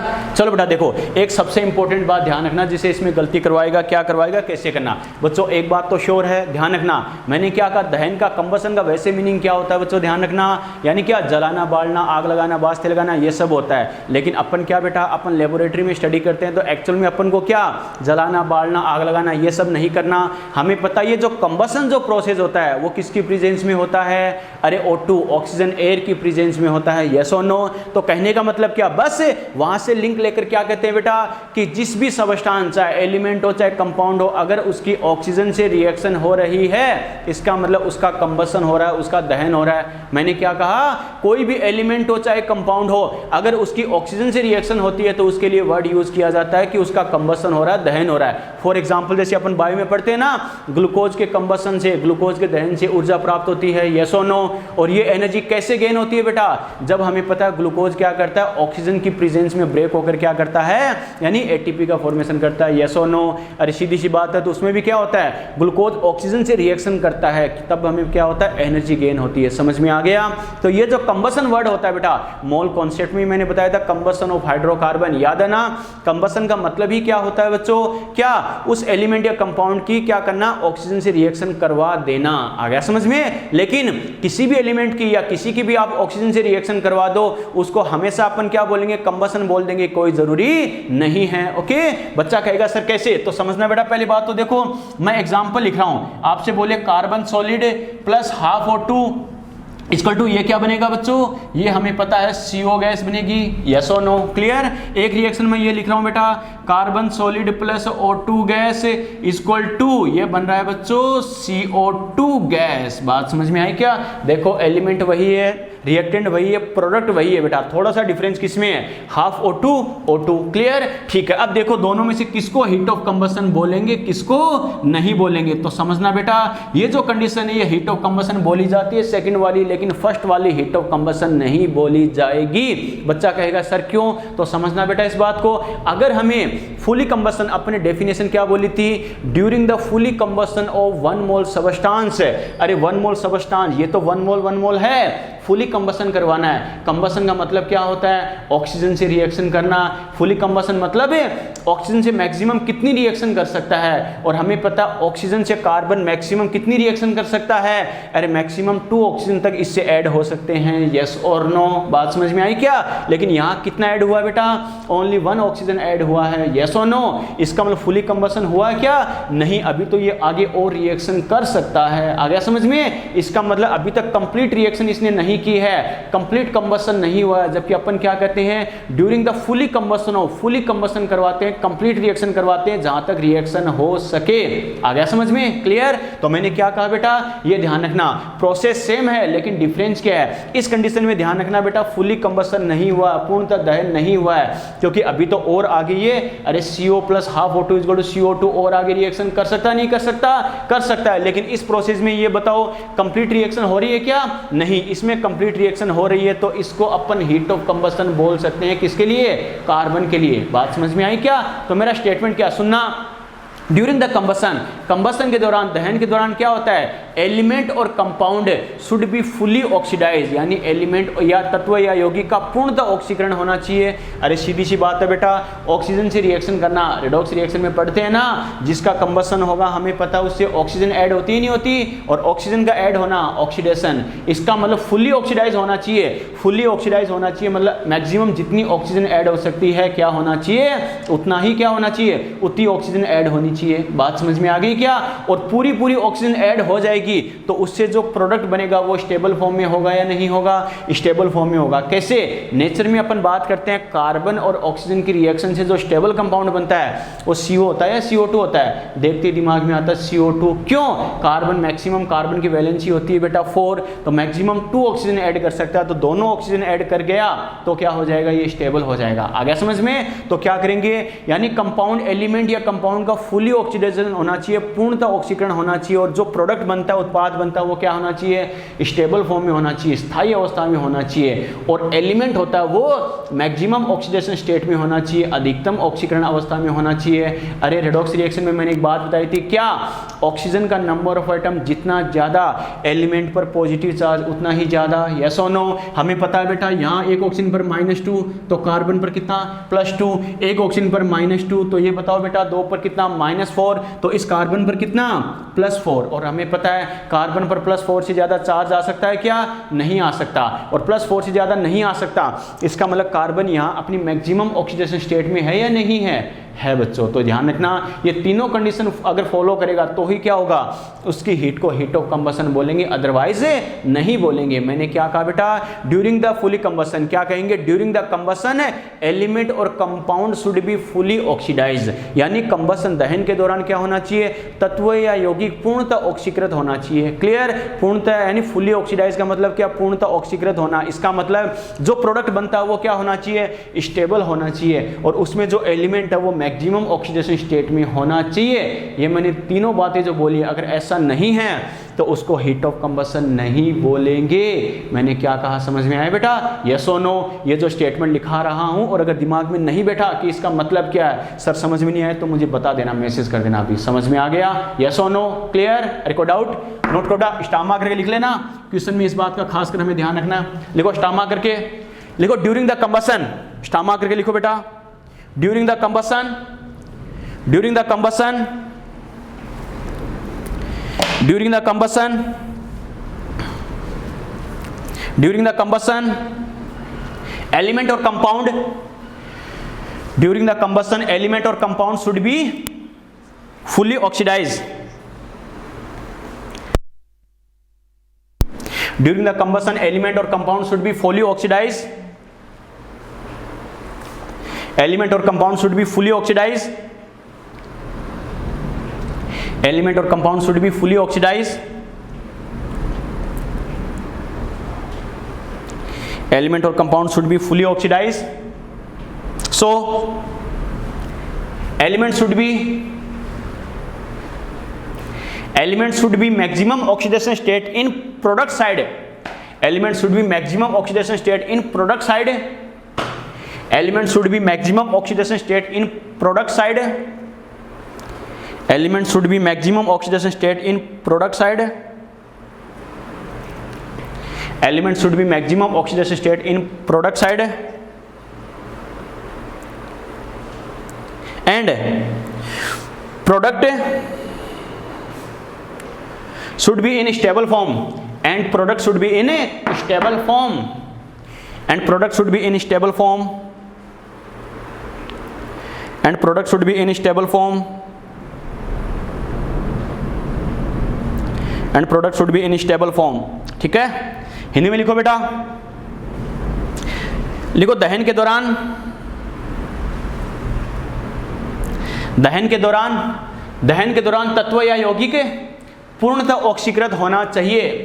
दहन के दौरान तत्व या यौगिक पूर्णतः ऑक्सीकृत होना चाहिए। दहन के दौरान तत्व या यौगिक पूर्णतः ऑक्सीकृत होना चाहिए। दहन के दौरान तत्व या यौगिक पूर्णतः ऑक्सीकृत होना चाहिए।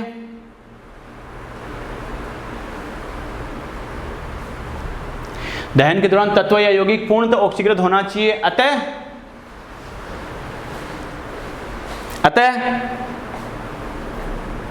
तत्व उत्पाद की दिशा में अधिकतम ऑक्सीकरण अवस्था में होना चाहिए। अतः तत्व उत्पाद की दिशा में अधिकतम ऑक्सीकरण अवस्था में होना चाहिए। अतः तत्व उत्पाद की दिशा में अधिकतम ऑक्सीकरण अवस्था में होना चाहिए। अतः तत्व उत्पाद की दिशा में अधिकतम ऑक्सीकरण अवस्था में होना चाहिए तथा उत्पाद स्थायी अवस्था में होना चाहिए। तथा उत्पाद स्थायी अवस्था में होना चाहिए। उत्पाद स्थायी अवस्था में होना चाहिए। बेटा ये जो स्टेटमेंट अपन ने बोला, इसमें किसी को डाउट है क्या? यस और नो? अरे को डाउट? बाकी किसी को? अरे मुकेश के अलावा बाकी किसी को डाउट है क्या? यस और नो? फटाफट बोलो बेटा, लेट हो रहे हैं। यस और नो? बाकी को? अरे यहाँ तक बात ठीक है बेटा? तो ये ध्यान रखना कैसे करना है, क्या करना है बेटा। ओके, आप हर किसी को कंबसन बोल दो, ऑक्सीजन के साथ रिएक्शन होते ही, ऐसा नहीं करना है। कंडीशन ध्यान रखना, क्या उस एलिमेंट या कंपाउंड के साथ मैक्सिमम जितनी ऑक्सीजन ऐड हो सकती है उतनी ऐड होनी चाहिए, या फिर जो प्रोडक्ट बनता है वो स्टेबल फॉर्म में होना चाहिए, या फिर आप कह सकते हो जो एलिमेंट होगा वो अपनी मैक्सिमम ऑक्सीडेशन स्टेट में होना चाहिए, क्योंकि जितनी ज़्यादा ऑक्सीजन होगी उतना ज़्यादा पॉजिटिव चार्ज, जितना ज़्यादा पॉजिटिव चार्ज ऑक्सीडेशन स्टेट उतनी ही ज़्यादा। क्लियर? चलो बेटा ये एग्जाम्पल लिखो, एक बार फिर से रिपीट करना। यही तो हमने बोला है बेटा, जिस एलिमेंट या कंपाउंड का क्या यानी कंबसन की बात कर रहे हैं, जिसका कंबसन हो रहा है वो क्या होगा बेटा? फुल्ली ऑक्सीडाइज होना चाहिए। फुल्ली ऑक्सीडाइज होना चाहिए मतलब जितनी ऑक्सीजन के साथ रिएक्शन कर सकता है उतना करना चाहिए। आ गया समझ में? ये नहीं जितनी ऑक्सीजन कितनी भी किसी ऑक्सीजन के साथ रिएक्शन करती है आप उसे कंबसन की हीट बोल दोगे, नहीं बेटा। वो एलिमेंट ऑक्सीजन के साथ जितनी रिएक्शन कर सकता है उतनी रिएक्शन करना जरूरी है। यानी मैक्सिमम मतलब क्या? उससे कितनी ऑक्सीजन ऐड हो सकती है, क्योंकि क्योंकि जितनी ऑक्सीजन ऐड होगी इसका मतलब मैक्सिमम ऑक्सीजन ऐड हो सकती है और आगे वो ऑक्सीजन से रिएक्शन नहीं कर पाएगा और आगे ऑक्सीजन से रिएक्शन नहीं कर सकता, इसका मतलब उसका फुली कंबशन हो चुका है, पूर्णतः दहन हो चुका है। और जब फुली कंबशन हो जाएगा उसकी हीट को अपन क्या बोलेंगे, हीट ऑफ कंबशन बोलेंगे। समझ में आ गया? यस और नो? अब ठीक है कुमकुम? अरे बात ठीक है बेटा? यस और नो? यस और नो? अरे बात समझ में आ गई यहाँ तक? यस और नो? ठीक है बेटा, चलो आगे बढ़ते हैं बच्चों।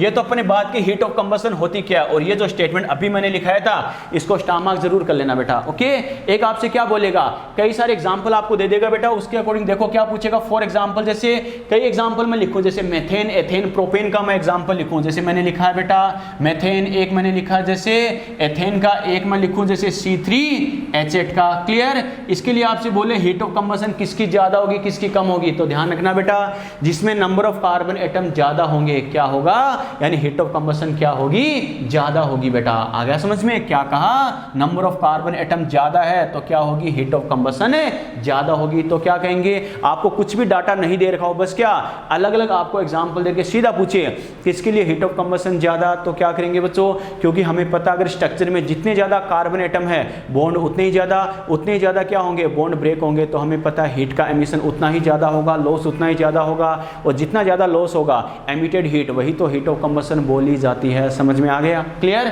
लिखो बेटा, with increasing the number of carbon atoms, next statement लिखो, with increasing the number of carbon atoms, with increasing the number of carbon atoms, with increasing the number of carbon atoms heat of combustion increases,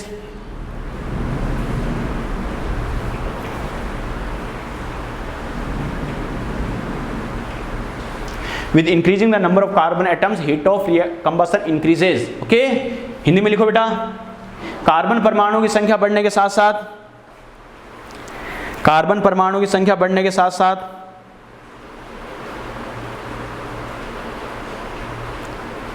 carbon परमाणु की संख्या बढ़ने के साथ साथ, carbon परमाणु की संख्या बढ़ने के साथ साथ दहन की ऊष्मा का मान बढ़ता है। For example,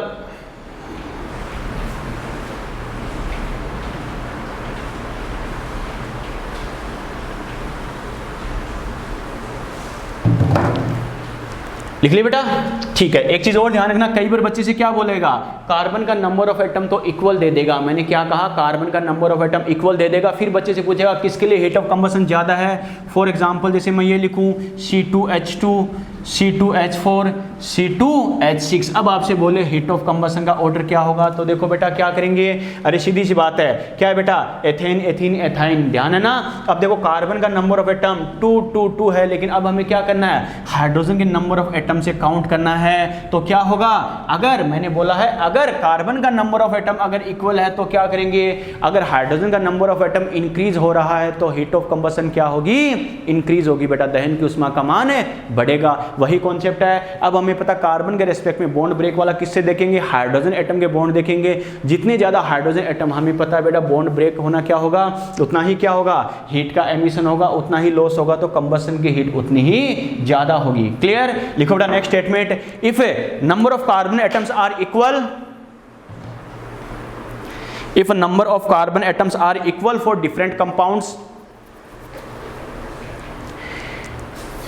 if number of carbon atoms are equal for different compounds, if number of carbon atoms are equal for different compounds, then heat of combustion increases, then heat of combustion increases with increasing in number of hydrogen atom. If number of carbon atoms are equal for different compounds, then heat of combustion increases with increasing in a number of hydrogen atoms. Then heat of combustion increases with increasing in number of hydrogen atoms.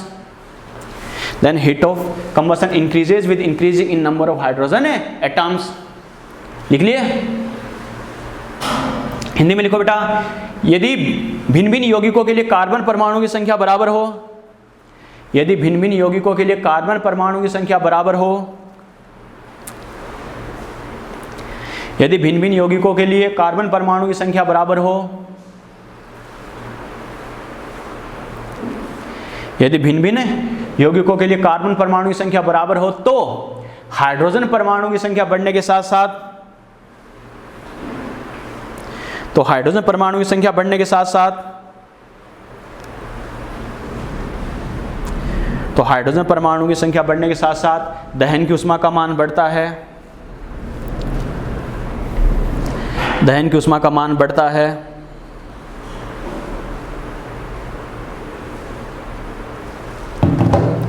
दहन की ऊष्मा का मान बढ़ता है। बात समझ में आ गई बेटा? फॉर एग्जाम्पल ये कैसे होगा, क्या करना, क्लियर? चलो एक अगर अपन बात करें बेटा क्या, फॉर केमिकल रिएक्शंस, फिर बात वही आ गई बेटा क्या, फॉर केमिकल रिएक्शंस। अगर केमिकल रिएक्शंस के रेस्पेक्ट में बात करें बच्चों तो हमें पता है केमिकल रिएक्शंस में क्या होता है, जो रिएक्टेंट होता है, रिएक्टेंट से क्या बनता है, जो प्रोडक्ट पी बनता है बेटा, क्लियर? तो केमिकल रिएक्शंस की बात करें तो इसके लिए हीट ऑफ रिएक्शन, मैंने क्या कहा, इसके लिए हीट ऑफ रिएक्शन क्या होगी, समेशन हीट ऑफ कंबस्शन, किसके लिए, आर माइनस क्या करेंगे, समेशन हीट ऑफ कंबस्शन क्या करेंगे, पी। मैंने क्या कहा, बाकी नॉर्मली अपन क्या करते हैं बेटा, पी माइनस आर करते हैं, लेकिन अब क्या करेंगे, आर माइनस पी करेंगे। ध्यान रखना, क्यों? अरे फॉर्मेशन में तो क्या होता है, किसी सबस्टांस का फॉर्मेशन होगा तो वो जो प्रोडक्ट है उस साइड होगा, लेकिन कंबस्शन में क्या, उसका दहन करना, कंबस्शन करवाना, मतलब वो खुद रिएक्शन करेगा, खुद रिएक्शन करेगा तो वो क्या होगा, रिएक्टेंट साइड होगा, यस और नो? तो जैसे फॉर्मेशन में क्या होता है, वो प्रोडक्ट साइड होता है, कंबस्शन में वो रिएक्टेंट साइड होगा। डायरेक्शन अपोजिट है या नहीं है? डायरेक्शन अगर अपोजिट है तो हमें पता है वहां पे क्या करते हैं, P माइनस आर, यहां पर क्या करेंगे, R माइनस P। समझ में आ गया? अगर आपको अलग अलग रिएक्टेंट के लिए हीट ऑफ कंबस्शन अगर गिवन हो, फिर बोले रिएक्शन के लिए हीट ऑफ रिएक्शन क्या होगी, तो क्या करेंगे बेटा, यानी सभी के लिए अलग अलग कंबस्शन, R माइनस P। समझ में आ गया? क्लियर? और वो चीज जरूर ध्यान रखनी है बेटा, क्या, मल्टीप्लाई बाई, यानी क्या करना है, मल्टीप्लाई बाई स्टाइक्योमेट्रिक कोफिशिएंट, क्या करना है बेटा, यानी जो स्टाइक्योमेट्रिक कोफिशिएंट्स है बेटा उससे क्या करना है, मल्टीप्लाई करना है। समझ में आ गया? यस और नो? क्लियर? नोट करो बेटा, लिखो फॉर केमिकल रिएक्शंस,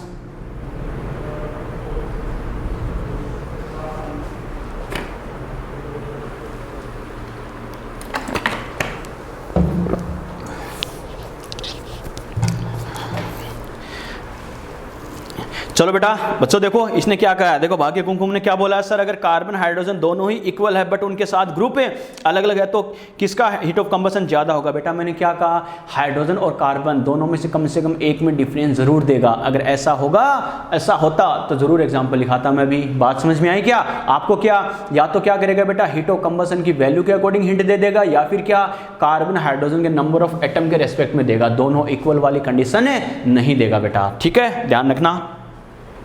चलो नोट करो,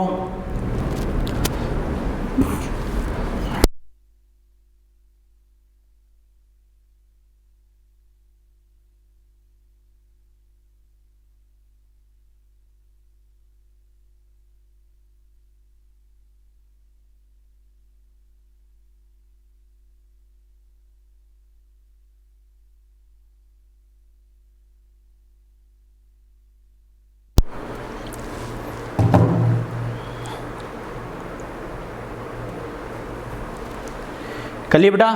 अरे यहां तक बात ठीक है? यस और नो? ये तो बच्चों अपने हीट ऑफ कंबस्शन की बात की बेटा, कैसे होता क्या होता है, लेकिन ध्यान रखना इतना करने से क्वेश्चन सोल्व नहीं होगा। ध्यान रखना, कुछ ट्रिक्स बेटा आपको बता रहा हूं जो आपके बहुत काम आएगी। सबसे पहली ट्रिक तो क्या बेटा, अगर देखते ही हमें टिक लगाना हो, क्या इसमें जो अपने दो हीट स्टार्टिंग की पड़ी है, फॉर्मेशन और कंबस्शन, दोनों पे मिक्स क्वेश्चन पूछता है। ओके, तो अपनी स्टाइल में ध्यान रखना बेटा, स्टामा कर लेना, इन ट्रिक्स को बहुत काम आएगी बेटा। क्या 2-3 ट्रिक्स लिखा रहा हूं, बहुत काम आएगी। कैसे करना है, क्या करना, सबसे पहले ध्यान रखना बच्चों आपको क्या करना है। नॉर्मली बच्चों थोड़ा सा अगर कॉन्सेप्ट को दिमाग में सेट करें तो अपन ने क्या कहा, हीट ऑफ फॉर्मेशन के लिए तो अपन ने क्या कहा, द एमिटेड और absorbed heat during the formation of 1 mole substance from its fundamental particles, यानी 1 मोल पदार्थ का इसके मौलिक कणों से निर्माण के दौरान उत्सर्जित या अवशोषित उष्मा हीट ऑफ फॉर्मेशन, निर्माण की उष्मा बोली जाती है। इसका मतलब हीट ऑफ फॉर्मेशन में तो अपन ने क्या कहा, जो रिएक्टेंट होते हैं वो स्टेबल होने चाहिए, फंडामेंटल पार्टिकल में होने चाहिए। यस और नो? ध्यान है ना? और कंबस्शन में क्या बोला बेटा, during the fully combustion of 1 mole substance, fully combustion यानी किसी सबस्टेंस का पूर्णतः दहन करे, पदार्थ का पूर्णतः दहन करे और फुली कंबस्शन होगा तो हमें पता है जो प्रोडक्ट बन रहा है वो स्टेबल फॉर्म में होगा या नहीं होगा, होगा। मेरा कहने का मतलब क्या है बेटा, हीट ऑफ फॉर्मेशन अगर चेक करना है तो क्या करना, रिएक्टेंट की स्टेबिलिटी देखेंगे, और हीट ऑफ कंबशन अगर चेक करना है तो क्या करना, जो प्रोडक्ट है उसकी स्टेबिलिटी हमें देखनी है। समझ में आ गया, यस और नो, क्लियर। चलो बेटा लिखो, फर्स्ट ट्रिक लिखो बेटा, लिखो इन heat of formation, in heat of formation, in heat of formation, in heat of formation stability of product, in heat of formation stability of reactant, formation की बात करें ना, इन heat of formation stability of reactant is considered, in heat of formation stability of reactant is considered, stability of reactant is considered while in heat of combustion, while in heat of combustion, while in heat of combustion the stability of product is considered, while for heat of combustion the stability of product is considered, while for heat of combustion the stability of product is considered. Okay, Hindi में लिखो बेटा, लिखो निर्माण की उष्मा के लिए, निर्माण की उष्मा के लिए क्रियाकारक का स्थायित्व है, निर्माण की उष्मा के लिए क्रियाकारक का स्थायित्व है, निर्माण की उष्मा के लिए क्रियाकारक का स्थायित्व है, निर्माण की उष्मा के लिए क्रियाकारक का स्थायित्व है, तथा दहन की उष्मा के लिए, दहन की उष्मा के लिए, दहन की उष्मा के लिए उत्पाद का स्थायित्व देखते हैं।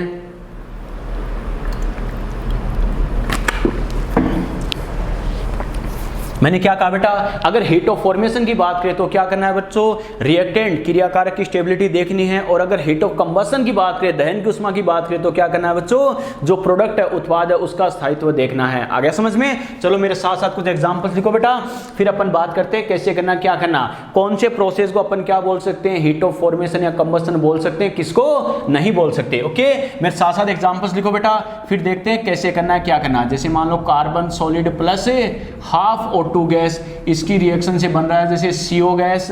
फिर अपन बात करें जैसे CO प्लस क्या करेंगे बेटा, हाफ O2 इक्वल टू क्या हो जाएगा, CO2 गैस, ठीक है। या फिर जैसे हमें बोले बेटा carbon diamond, carbon diamond plus O2 gas equal to क्या बोलेंगे बेटा, CO2 गैस। या फिर अपन बोले जैसे कार्बन ग्रेफाइट,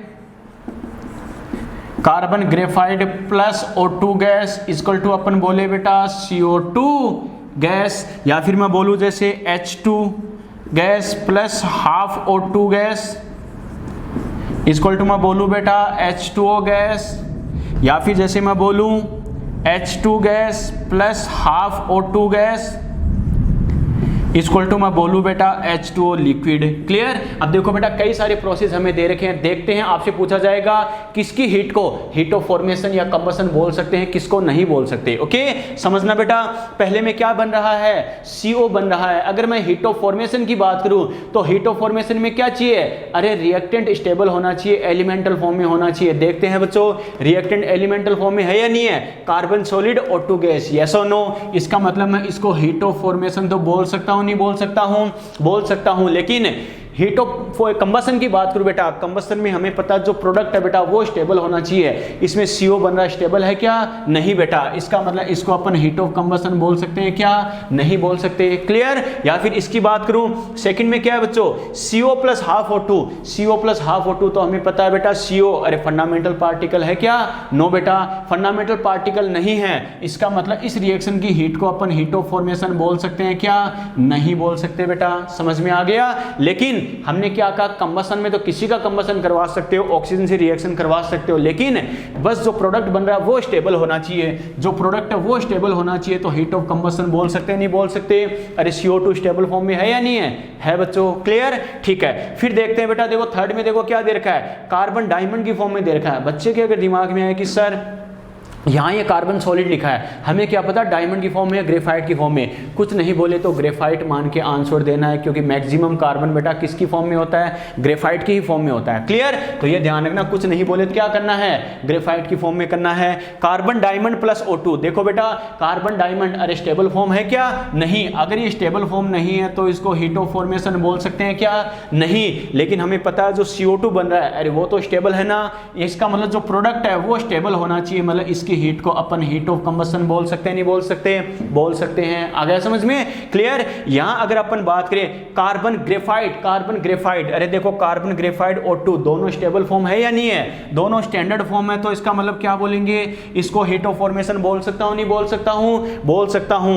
और हमें पता है इनसे जो CO2 बन रहा है बच्चों वो भी क्या है, अरे स्टेबल फॉर्म में है या नहीं है, स्टेबल फॉर्म में है, तो हमें पता है प्रोडक्ट अगर स्टेबल फॉर्म में है तो उससे हीट ऑफ कंबशन भी बोल सकते हैं। क्लियर? चलो बेटा अब बात करते हैं यहां पर H2 plus half O2, H2 और हाफ O2 हमें पता है दोनों ही एलिमेंटल फॉर्म में है या नहीं है, अरे मुक्त अवस्था में है या नहीं है। और हमें पता अगर रिएक्टेंट अगर स्टेबल फॉर्म में है तो हीट ऑफ फॉर्मेशन बोल सकते हैं। फिर इनसे क्या बन गया H2O, तो हमें पता है बेटा इसको हीट ऑफ कंबशन बोल सकते हैं ना, नहीं। मैंने क्या कहा, हीट ऑफ कंबशन के लिए जो प्रोडक्ट है वो स्टेबल फॉर्म में होना चाहिए। H2O गैस फॉर्म में दे रखा, स्टेबल है क्या, नहीं बेटा, ध्यान रखना। क्लियर? ठीक है, यहां बात करते हैं बच्चों, देखो तो देखो क्या करेंगे, इसको हीट ऑफ फॉर्मेशन बोल सकते हैं, नहीं बोल सकते। H2 और O2 दोनों स्टैंडर्ड फॉर्म में हैं। और अगर हीट ऑफ कंबशन की मैं बात करूं बेटा, देखो तो H2 लिक्विड फॉर्म में बन रहा है, स्टेबल है या नहीं है, तो इसको हीट ऑफ कंबशन अपन बोल सकते हैं। क्लियर? ये मैंने बेटा ये कैसे किया है, किसको हीट ऑफ कंबशन फॉर्मेशन बोल सकते हैं, किसको नहीं। किसी के डाउट है क्या, किसी के डाउट है तो फटाफट बोलो, यस और नो, यस और नो, यस और नो, यस और नो, यस और नो। अरे सो रहे हो क्या, बात समझ में आई किसी के, किसी के डाउट है बेटा, चलो फटाफट रिप्लाई किया करो, पता चले बेटा आगे बढ़ना है, दोबारा एक्सप्लेन करना, टाइम वेस्ट होता है फिर। चलो बेटा बात समझ में आई, फटाफट एग्जांपल नोट करो।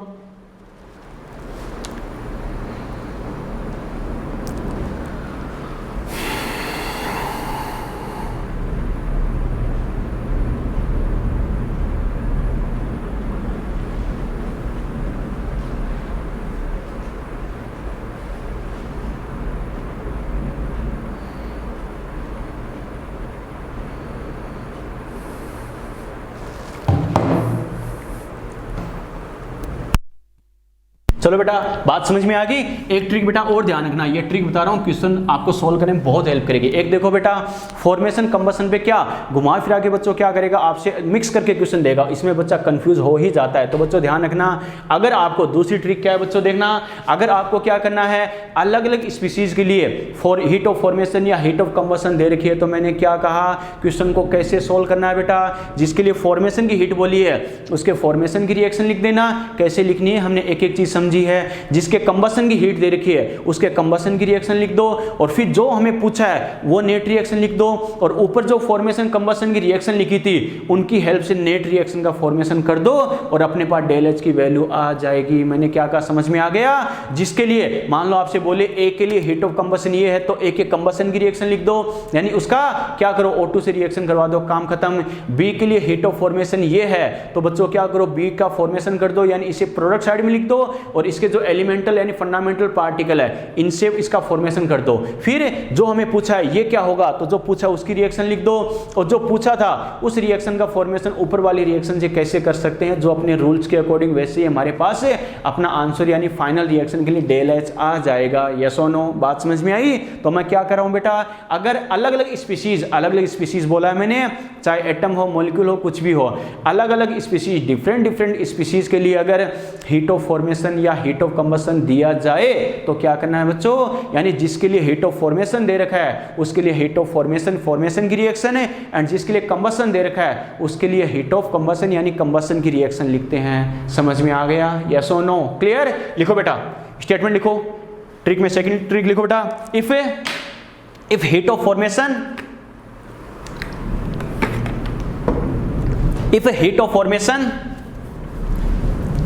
and heat of combustion, if a heat of formation and heat of combustion, if a heat of formation and heat of combustion both are given, if a heat of formation and heat of combustion both are given for different species,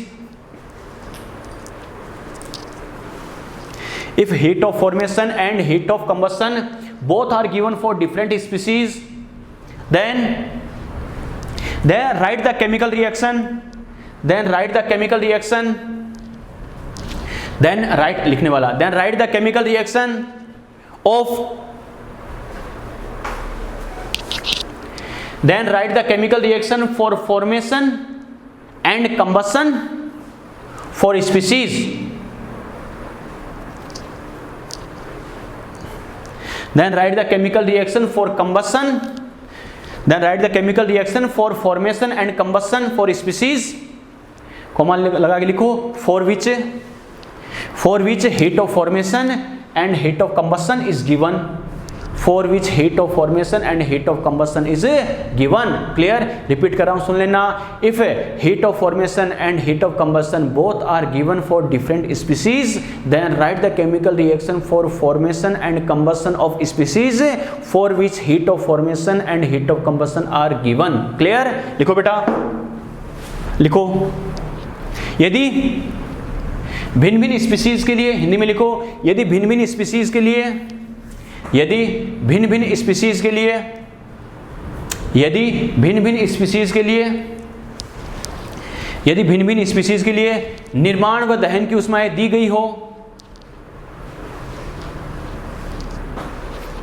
यदि भिन्न भिन्न species के लिए निर्माण व दहन की ऊष्माएं दे रखी हो, दी गई हो, तो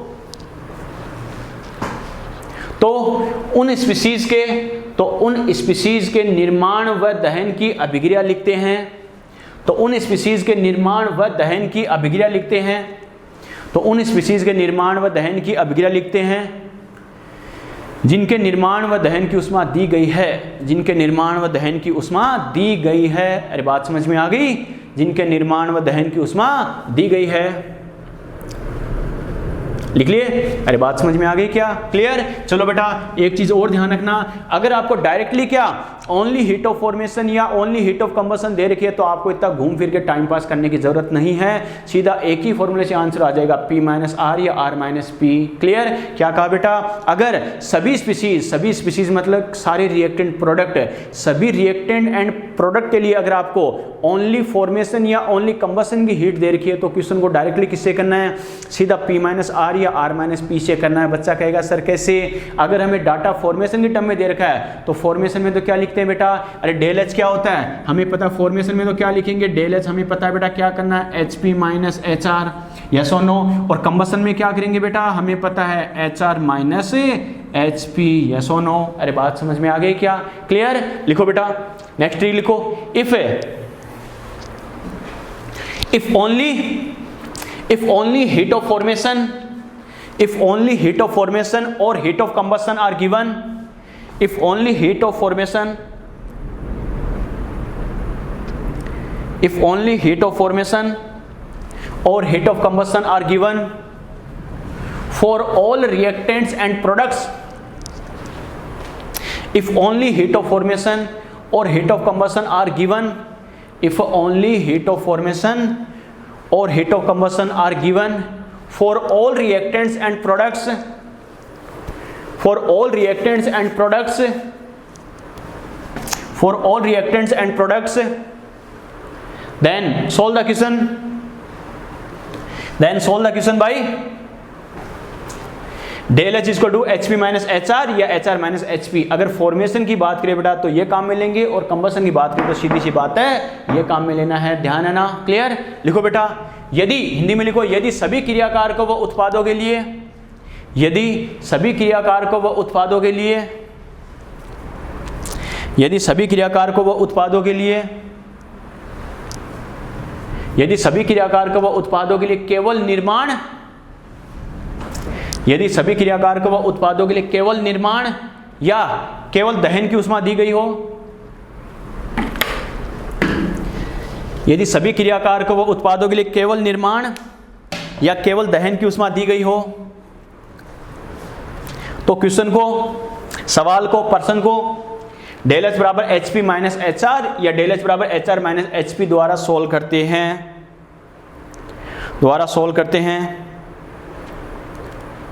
सोल्व करते हैं.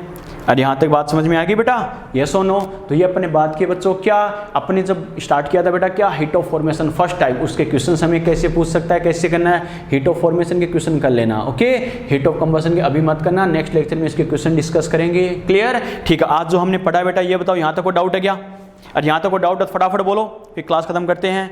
फटाफट को डाउट है तो बोलो बेटा आज के लेक्चर में, यस और नो, यस और नो, यस और नो। कोई भी डाउट बेटा? और कोई? चलो बेटा, तो ये अपने बात की हीट ऑफ फॉर्मेशन में क्वेश्चन कैसे पूछ सकता है, हीट ऑफ कंबशन का मीनिंग है क्या होता है, क्लियर। नेक्स्ट लेक्चर में अपन बात करेंगे बच्चों कैलोरीफिक वैल्यू क्या होती है और हीट ऑफ कंबशन भी हमें कैसे कैसे क्वेश्चन है पूछ सकता है, क्लियर। यहाँ तक रिवाइज करना है बेटा, कोई डाउट हो पूछना, बाकी अगले लेक्चर को कंटिन्यू करेंगे इसके चैप्टर को अपन को नेक्स्ट लेक्चर में, ओके बाय।